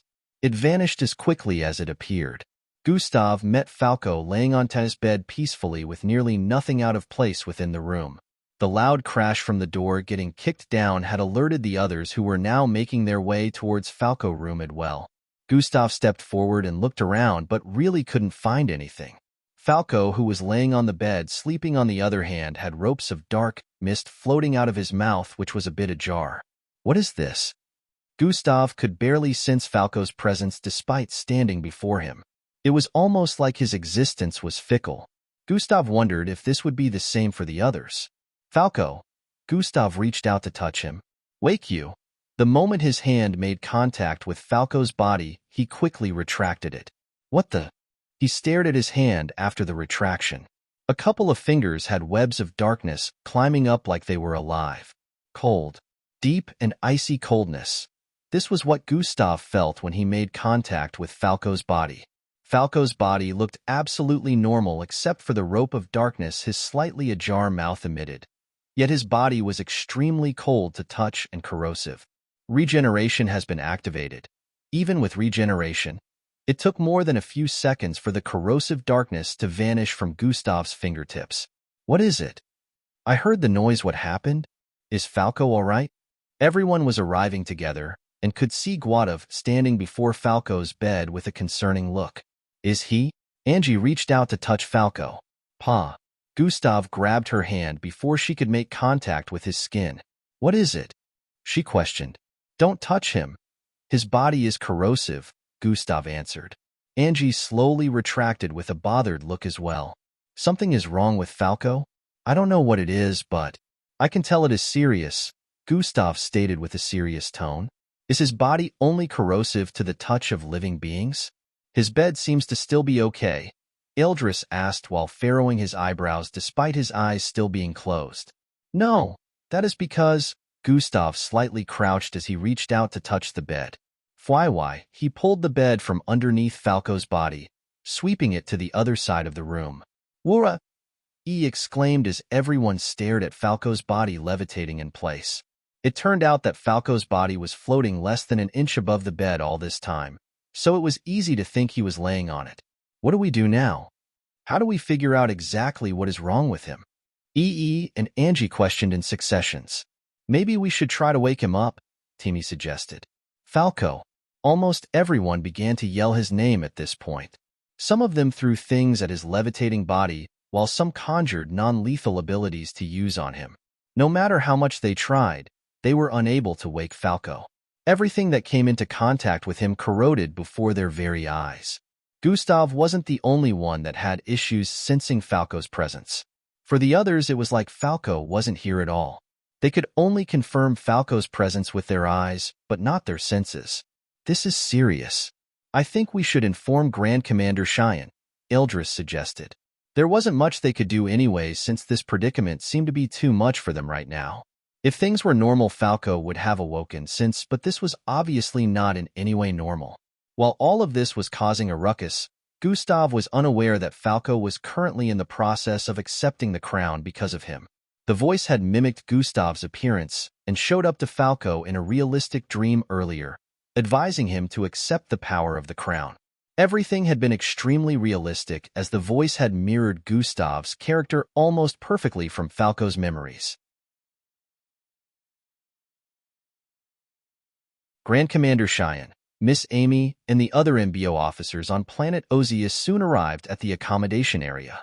I think you should take a look at Snovel.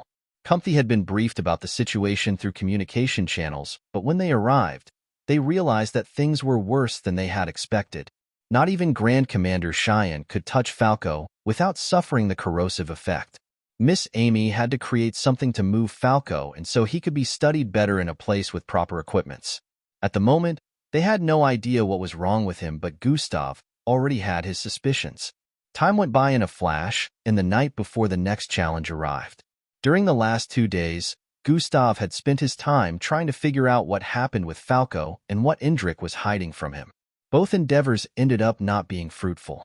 Falco had been in the same state for the last 2 days, with everyone unable to figure out exactly what was wrong with him, while Indrik repeated the same thing about being unable to decipher if what he saw was for Gustav. For Falco's situation, Gustav's major suspicion was linked to the crown he was supposed to accept. Still, despite the fact that he had this suspicion, he really couldn't do anything. Gustav felt extremely powerless at the moment and finally decided to tell Miss Amy about what happened in Arabia City and how he felt it was linked to this. Are you saying that kid might not be a mixed blood? Miss Amy questioned after hearing Gustav narrate the occurrences so far. I don't know, but I feel he has a different identity, like how the system and that other being Husarius says him the outworldly. Whatever that means, Gustav responded while holding his chin. This is more complex than I expected. That crown, you said the kid would change if he accepted it, right? Miss Amy inquired. That is what his alter ego mentioned, although I don't think that was his alter ego now. I think he was there to protect him, Gustav replied. If the kid is truly in the process of accepting the crown like you think, there are only two options left, Miss Amy voiced. Which are? Gustav's eyes shone with curiosity. We either stop the process or we kill him, Miss Amy stated with an undisturbed tone. I prefer the former to the latter, Gustav immediately pointed out. And what if the former doesn't work? Miss Amy asked. Well, keep trying, I guess, Gustav voiced. No. If the former doesn't work, we move you the latter, Miss Amy stated. Now, Miss Amy, don't be like that. Let's just try to stop the process if it is ongoing, Gustav voiced with a pleading tone. He'll reach out to an old friend with power mental abilities. They should be able to reach into the subconscious of the kid and find a way to help him. Miss Amy came to a decision. Really? Phew, that would be great. Gustav let out a breath of relief upon hearing that. Miss Amy. Thank you, Gustav voiced from behind. She paused and slowly turned around with a beautiful smile on her face. Anything for you, Thwywe. Her figure blurred in the next instant and she vanished. Gustav looked a little relieved after this conversation, but he recalled something. 2 days left on the timer. It's time I found out if these guys are linked to it. Gustav tapped on his left wrist in the next instant. The dimensional bracelet beamed up, and in the next few moments it emitted a flash of blue light, and Gustav vanished. The next morning everyone was gathered in the arena once more. Cheers, chatter. Cheers, the entire place was noisy as usual with the millions of spectators gathered around this magnificent structured location. The number of ISOP participants had reduced to 5,000, but the spectators were still as many as ever. Handler One's podium rose once more as he prepared to address the entire arena. The place slowly quietened the moment he began speaking. The next major challenge will begin soon. Handler One pointed at the screens which went on to display the wheel. The wheel had only a few parts that were marked undone at this point, so the spectators as well as participants could count with one hand the options left. Zrire, the wheel began spinning, and after a couple of moments, the arrow was positioned on the image of a tower of sorts. The Heaven Monolith Challenge. Handler One's voice reverberated across the arena. The heaven what now? Eyebrows twitched as he voiced out.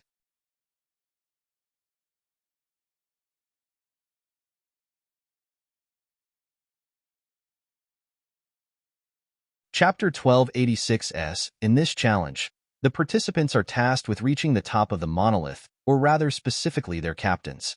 There are 200 slots available at the top of the monolith, and to successfully pass this challenge, a captain must make sure to acquire one of the 200 slots. It goes without a saying that the 50 who fail to acquire a slot at the top of the monolith will be disqualified. Handler One explained lengthily. I don't think that is the case. Listen, Gustav responded. The captains are required to take a slot upon arrival at the top of the monolith because it will not be counted if a normal member of the team or a vice-captain does so in their stead. Everyone in the team is required to do their best to get their captain to the top before the others. There is no time limit. The challenge comes to an end when all slots have been taken, Handler One went on to say. This challenge will be over very quickly. Yonda shook his head. Most people felt so too. It was practically just a climbing exercise, or so they thought. Troyan, the screens went on to display a live footage of the monolith they were meant to scale. What the? Everyone displayed looks of bafflement as whatever camera that seemed to be recording this slowly tilted to show how large it was. The monolith was like a pillar with very smooth surface that extended so high. The footage couldn't display all of it from below. The display of the footage was currently ascending along with the massive monolith. The bottom area seemed to cover a radius of more than 4,000 feet, but as it seemed to get thinner the higher the footage covered. In a bit, the spectators could see that it had pierced through the conducive atmosphere of planet Osius and extended into outer space. Well damn, this must be why it is called the Heaven Monolith, Teamy voiced. But none of us is capable of breathing in outer space without a space suit, Matilda stated with a baffled tone. They'll probably provide us with gear, E said. Outer space gear will not be provided. Participants are expected to be resilient enough to deal with the arduous situation using their abilities alone. Handler, one loud voice, instantly dashed their hopes. Dash, what the hell? How are we supposed to survive? Dash, some planetary species can breathe in space because of their genes. This is unfair to those of us who weren't born that way. Dash, this is totally unfair. A lot of participants began to yell loud in protest. Handler 1 paused for a bit before speaking. There is no unfairness in this. It is simply a part of their ability if they were born that way. No changes shall be made in regards to this, the handler stated without a shred of sympathy. Some participants still kept chattering on and voicing out their dissatisfaction, but Handler 1 continued regardless. The monolith has 5 layers, and a person from a group has to be sacrificed at each layer to allow the continued movement of the others. There will be multiple challenges in climbing to the apex of the monolith, but I wish you all good luck in this endeavor, Handler 1 explained with an optimistic tone. Sacrificed? What does that mean? Angie's eyebrows furrowed. Handler 1 went on to explain that by sacrifice, he meant one person would have to stay behind for the others to have access to continue climbing the monolith. Flight abilities were the only restrictions in this challenge. Participants were given a height jump limit as well. Everything else went. They could attack each other if they wanted, and use every other thing at their discretion to reach the top of the monolith. This challenge will be held on the first disc. Handler 1 ended the briefing with this. The first disc was the largest disc in the entirety of planet Osius. However, it was surprisingly the least populated out of all the discs. The atmosphere there was said to be incredibly rich, making all living inhabitants there naturally evolve quicker than any other species. According to rumors, one was closer to immortality the longer they stayed there, and the true ancients of planet Osius, who said to be some of the most powerful beings in existence, resided on the first layer. Gustav hadn't paid any heed to this since they arrived here because he didn't care about immortality. He wasn't looking to live forever. However, being on the first disc would be pretty interesting even if it was for a brief period. The outer space thing shouldn't be much of a problem, Gustav voiced to the others who were still worried. It just depends on how long you can hold your breath, he added. The challenge doesn't end till all 200 slots are filled if I recall correctly. Eldris began speaking with a troubled expression. You're worried because we have no idea how long it would take for the 200 slots to be filled, Gustav pointed out. I think you should take a look at Snovel. Siamacronym, yeah. What if it's longer than our ability to hold our breath? Eldris questioned. Let's focus on getting to the top first. Since only captains are required to get the slot, it should be fine, Gustav assured them, but internally he also knew that Eldris' concern was not one to scoff out. The only option at the moment was to wing things. It was difficult to tell how things would turn out. Besides this, one had to also look out for those who would try to target captains. Since without captains a slot couldn't be acquired, captains were both the strength and weaknesses of a group. However, it went without a saying that some participants would definitely think twice before messing with a captain. They were captains for a reason. Zing, zing, zing, zing, zing. The participants were teleported in successions to the first disc, and soon the middle of the arena was completely empty. The screens above displayed the participants who had appeared before the monolith. The monolith is really very high. EE bent his neck to the limit, trying to see the top, but it was impossible. It covered a height of more than 200,000 feet, which was why it had pierced through the atmospheric layers above into space. Under normal circumstances, people like Gustav and Angie could scale this height in a short duration, but this wasn't normal circumstances. The stairs strapped to the sides of the monolith was more visible in person, and it was just as smooth as the rocky pillar itself. The width of the stairs could contain 20 people moving side by side, and they happened to curve around the monolith like snakes wrapping around their prey. At some areas on the monolith, the two stairways on the right and left intersected. A golden monolith. Never thought I'd see one in my lifetime, Matilda voiced with a tone of astonishment. Just imagine the price this would sell for on Earth, he said, nearly drooling from his mouth. We're here to climb, not rob an entire structure, dumbass. Timmy slapped E at the back of his head. Ouch, just food for thoughts, man. E winced lightly. Gustav could feel the atmosphere of the first disc. It was truly unlike anything he had felt before, and the others felt this as well.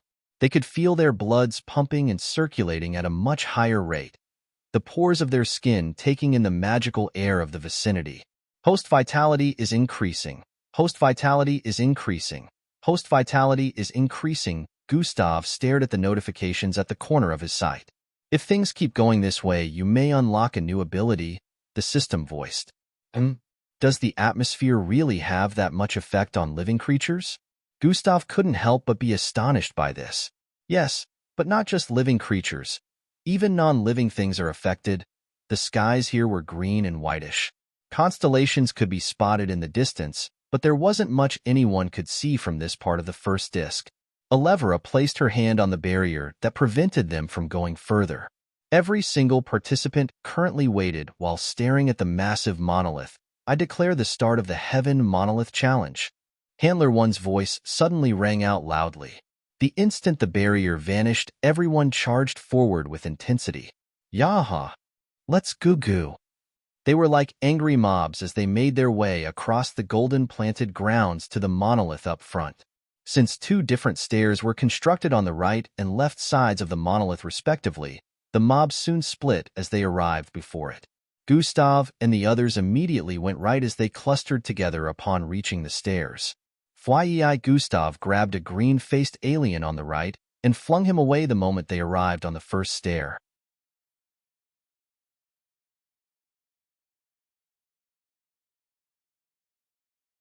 Chapter 1287. Gustav grabbed a green-faced alien on the right and flung him away the moment they arrived on the first stair. Go! They moved forward together, pushing through the crowd to get further ahead. It was really a sight to behold as the participants began attacking one another due to the spaces on the stairs not being enough for everyone to move through at the same time. It was really a sight to behold as the participants began attacking one another due to the spaces on the stairs not being enough for everyone to move through at the same time. Everyone wanted to be ahead, but they also needed to make sure they didn't separate from their captains. Some groups moved towards the smooth surface of the monolith and began climbing with their limbs attached to it instead of using the stairs. Some other planetary species tried to climb as well, but they soon realized it wasn't as easy as it looked. Its surface was incredibly smooth, so only species who knew how to stick their body to things or excrete liquid from their skins that would help them stick to the monolith could successfully climb. Gustav already canceled the thought of climbing before the challenge began. He knew it would be incredibly difficult and time-taking, so the stairs were the best option, especially if they were going to stick together. With the start of the new challenge, the entire arena was once more in a state of uproar. Lots of participants had already gotten kicked off the stairs from the very beginning, and some were still getting kicked off after making a bit of progress. If one got pushed off the stairs, they had to start again since flying wasn't allowed. This was even more frustrating for species with wings. It made their wings look useless. Out of my way. A massive Klaxosape swung a giant 30-foot-long club as he charged forward. Swiaya, the club cleared a bunch of participants on before them, sending a whole group of 20 flying. The Klaxosapes followed him closely from behind, letting their teammate clear the path. Fwaiyi, he swung the massive club forward once more at a bunch ahead, but the moment it arrived before the humanoid figure on the right, it was stopped. Bam! A hand had reached out to stop the massive club. HNNGHH. The Klaxosape groaned as he realized he was unable to pull his club backwards, but the moment the person who stopped the club turned to face him, he froze. Captain Crimson? His eyes widened as Gustav let go of the club, causing him to stagger backwards and lose his footing. He rolled down the stairs for a couple of feet before the other Klaxosapes caught him. They were about to question what the issue was when they spotted Gustav and the others ahead. Watch where you're pointing that thing, Gustav voiced before running ahead to catch up with the others. The stairs were even more crowded at the bottom at this moment, as lots of participants had been sent off. Bang, bang, boom. All sorts or attacks were sent forth as participants attacked one another while trying to reclaim the stairs. At this point, Gustav and the others had scaled more than 2,000 stairs and were heading further upwards. Gustav would occasionally leap across 100 feet in a go with the others. They were extremely quick, but made sure not to cross the height limit when leaping. EE did the same as he conjured vortexes to cover short distances since it would be against the rule if he used it to the fullest. Zria, he conjured another vortex and stepped forward. The moment he arrived another 100 steps away, he sensed something. Oh, he muttered as he looked down to see a white glowing circle appear around his foot. Gustav and the others arrived a step behind E with conflicted expressions as a bright white glow surrounded the entire group. Zing, they all vanished in the next instant. The Earthlings are gone, Captain Kriv voiced with a surprised expression.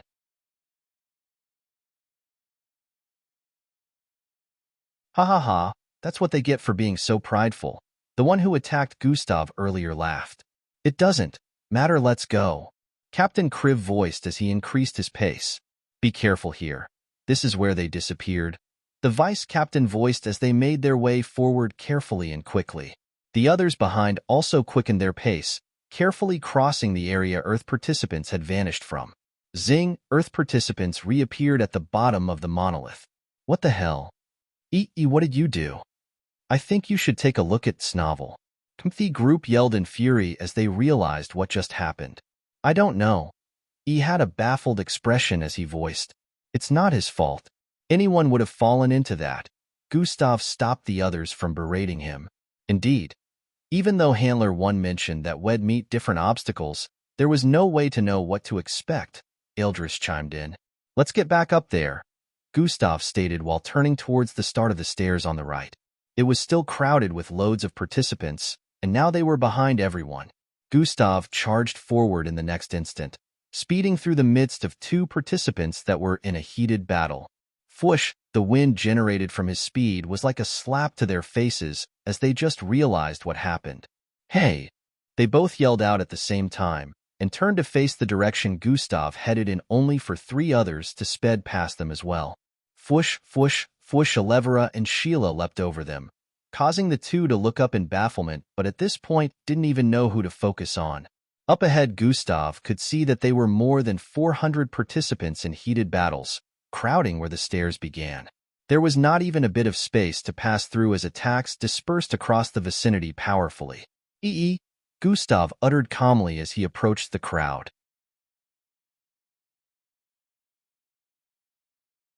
Got it, voiced in response as he raised his right hand and twirled his index and middle together.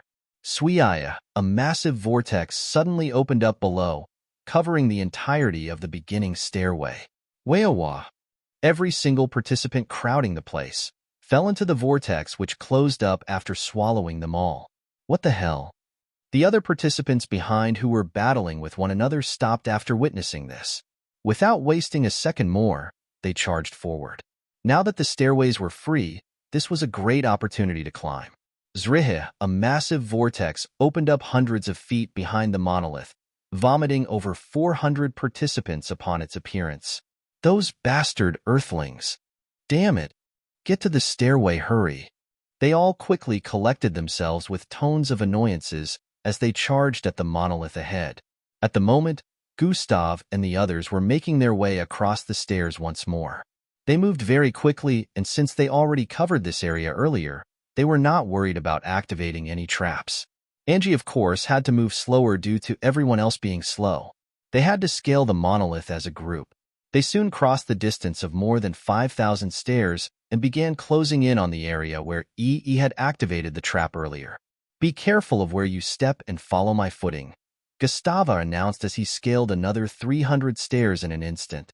The group made sure to always land where he is. Since their speed wasn't hindered, the group could move very quickly in a single step. Crossing 1,000 stairs wasn't a problem, but doing so without your feet touching a single stair in the process would result in disqualification. The restrictions for this challenge ultimately caused everyone's speed to be reduced.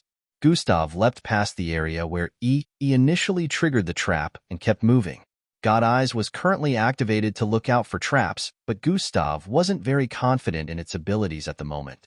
The way the trap was activated made Gustav suspicious about being unable to tell if a step had a trap beforehand. On the bright side, he could see the footsteps of the other participants who had gone before them through God Eyes, so he made sure to follow these footsteps.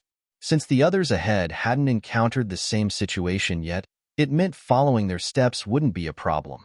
After a couple more minutes, they had scaled more than 50,000 stairs. Gustav was still following the footsteps when he suddenly paused. "Stop," Gustav voiced. "The footsteps are no longer visible." "Something happened," Gustav said internally as he looked upwards. His sight zoomed across a distance of 5,000 feet, and he soon understood why this was the case. "We just finished scaling the first layer," Gustav announced.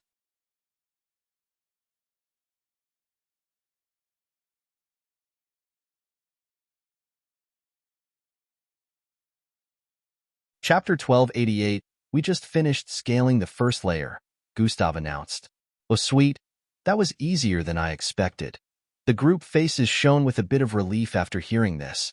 "Once we move up ahead, we'll arrive at the bridge before the first and second layer, and one person would have to stay at the entry point of the second layer for everyone else to get past," Gustav explained. "Oh, how do we get there now?" Timmy asked. "We just do this, I guess," Gustav stated while stepping forward. In the next moment, the stairway before them completely flattened, turning steep. A rectangular opening appeared before them, and the group proceeded to walk in. Within this opening was a small space where smoothened-out walls at the west and east corner.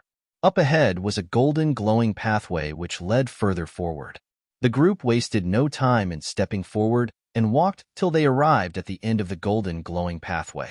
At what was presumed to be the end of the pathway was a cave-like opening on the left and a glowing doorway on the right. Two signs could be spotted on the right and left top corners. Sacrifice, squinting eyes face, access. Gustav interpreted the meaning of the signs, and everyone immediately understood that the cave-like dark opening was the path that belonged to the teammate who was supposed to stay behind to provide access for the rest of the group. Timmy reached out to touch the glowing doorway that had the access sign, but couldn't get through. An invisible barrier stopped everyone from going through, and as Handler 1 mentioned, they wouldn't get access till a teammate sacrificed themselves. "Abestos, you're up," Gustav stated. Abestos nodded with any arguments and turned towards the left. Everyone watched as he approached the dimly lit, cave-like opening and walked through a moment later. Zzhrrriuhh, reddish rays scanned across his body the moment he walked through, and everyone waited. "It's still sealed," Timmy stated after sticking his hand out to touch the glowing doorway up ahead.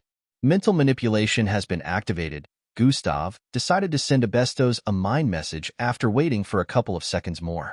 "Any issues?" "Yeah, just a little, but I took care of them already." "Oh? I've gotten to the end. The barrier should be lifted for you guys soon." "All right, good job. Thanks, Captain." "What caused the delay, though?" Gustav and Abestos ended communication after a few, and now he was aware of a new information. "Handler 1 is pretty sneaky," Gustav chuckled. "What's that?" EE questioned. "Let's go," Gustav voiced before stepping forward. Everyone had looks of surprise when he stepped through the glowing doorway undisturbed. They didn't realize the barrier was already lifted. They wasted no time in following after Gustav. When the last person was about walking through, two groups were arriving behind. When they noticed Gustav's teammates moving into the glowing doorway, they sped forward with intensity. "Huh." Shirama noticed them and furrowed her eyebrows as they arrived at the doorway. Bam, bam, bam. She didn't even bother attacking them. The group slammed into a barrier before they could reach the doorway. "Looks like it's selective and knows who to keep out so long as the conditions have not been met," Shirama scoffed before stepping through the glowing doorway undisturbed. Gustav walked out of the light and noticed he had arrived at the base of next layer of the monolith. This place was more than 40,000 feet above the ground, but it was leveled and rounded around the monolith like a floor. Just like the bottom of the monolith, the beginning of two stairways could be spotted on the right and left. One couldn't go back because a barrier was set in place that prevented such. If anyone fell off the stairs after climbing for a bit, they would only start from the base of the second layer again instead of the bottom of the monolith. Arf! A series of loud screams were heard from above as a massive metallic-looking ball came cascading down the left stairway. "Throyoyua, I think you should take a look at Snovel." Bam! Soon they arrived back at the base of the second layer as the massive metallic ball rolled off the edge after achieving its objective. The group cursed as they realized they had returned to the start of the second layer. It seemed like they triggered a trap like EE did on the first layer. Right it is, Gustav voiced as he turned towards the right stairway. The others who had appeared beside him followed in line. They began making their way upwards with speed.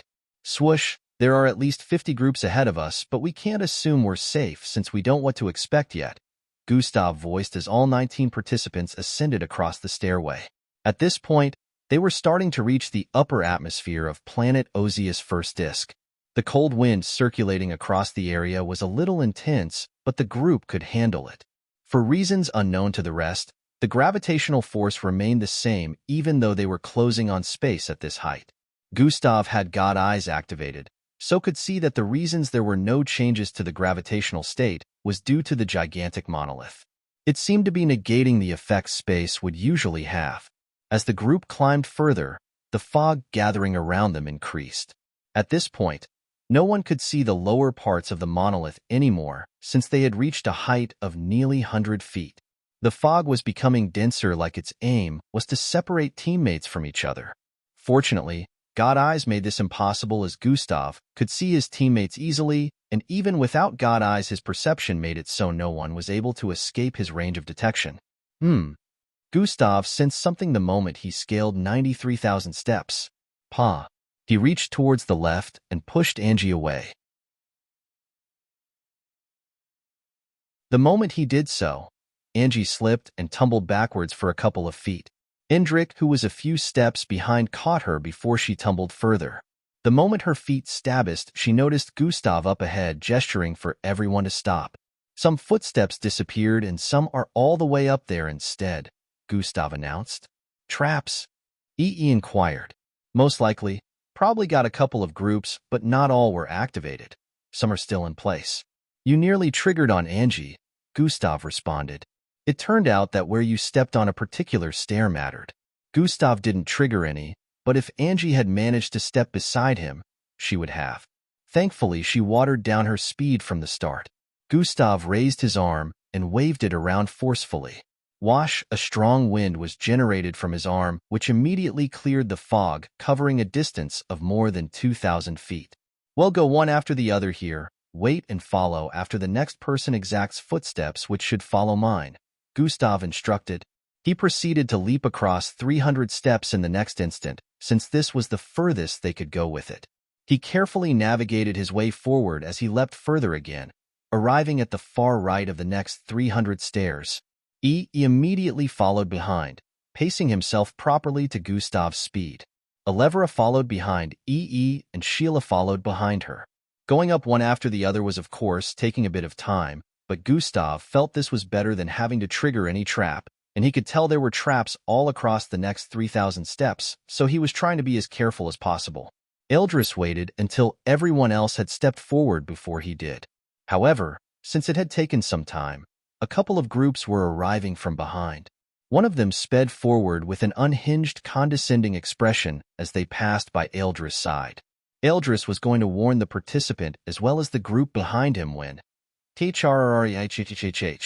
a massive stroke of lightning descended from above. Arf! The participant screamed in agony as the smell of cooked flesh permeated the air. Unfortunately, this wasn't the end, as two more lightning streaks descended on this participant before they disappeared.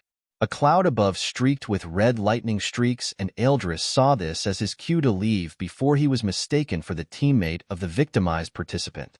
So whoosh, he crossed 300 steps in an instant, but paused the next moment. Where did they? Oh mine?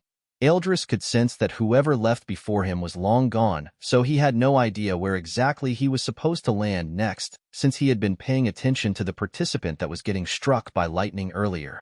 On the other side of the monolith stairs, the Draconites made their way forward undisturbed. Pa, pa, pa, pa, pa. The sound of their giant feet stamping heavily against the stairs reverberated across the vicinity.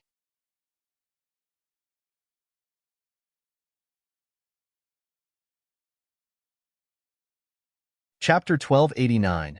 Don't push your luck. Matilda rolled her eyes. While you two are making a lot of sense, there is one vital information are unaware of. I will be needing Eldris due to this vital information, as he is one of the few I trust to be capable of handling the task when it comes in the future, Gustav responded. What can he do that the rest of us can't? Yonda questioned with a dissatisfied glare. A lot, Gustav replied before jumping downwards. FYI, his body descended with speed as the wind brushed his hair upwards. Leaping further than a particular number of feet or stairs WSS prohibited, but since Gustav was descending, there was no problem. It seemed like Gustav had been falling forever, since the distance between his initial location and the base of the second layer was more than 50,000 feet down. Gustav flipped his body in midair, nose diving to move faster as he cut across more distance within a couple of seconds in this posture. After about 1 more minute, BAM, he landed between Eldris and the last opponent. Gustav's right fist drove into jaw of the shocked participant before him. Bang! The body of the red-faced alien traveled across the air and slammed into the barrier on the edge of the second layer base. Crash! It broke through the barrier, and the body of the extraterrestrial being began to plummet downwards uncontrollably. Overkill. I had him. A smile appeared on Eldris' face as pulled out a flaming 4-foot spike from his shoulder. No doubt, Gustav responded before passing a med pill to Eldris. What happened? He proceeded to ask Eldris. Eldris went on to explain how he got distracted by this bunch who were climbing the stairs without caring about traps. He was unable to warn them, and they all ended up getting sent to the base of the second layer. However, he had no idea how to pinpoint exactly where the last person who went before him stepped. Everyone was already far ahead. He managed to scale about 600 feet without triggering a trap when he touched the monolith in relief and triggered one unknowingly. He had no idea that the monolith walls had traps on them. Gustav was also quite surprised since he wasn't aware of TBs as well. They just subconsciously refrained from touching the monolith while climbing the stairways. When he thought more about it, he felt it made sense since some participants directly climbed the monolith walls. The handlers must have already suspected this was possible and placed traps on them as well. Don't get distracted this time, Gustav voiced while charging towards the right stairway. Sure, Eldris replied while following closely behind. 4 hours later at this point, Gustav and the others were currently scaling the second layer. They had managed to go through the third layer without too much issues, but the moment they reached the second layer, everything changed. Not only were they now in outer space, the stairways no longer existed. You're tuning in to the Warrior Lore YouTube channel. Don't forget to subscribe and join us on this journey to catch the most captivating stories.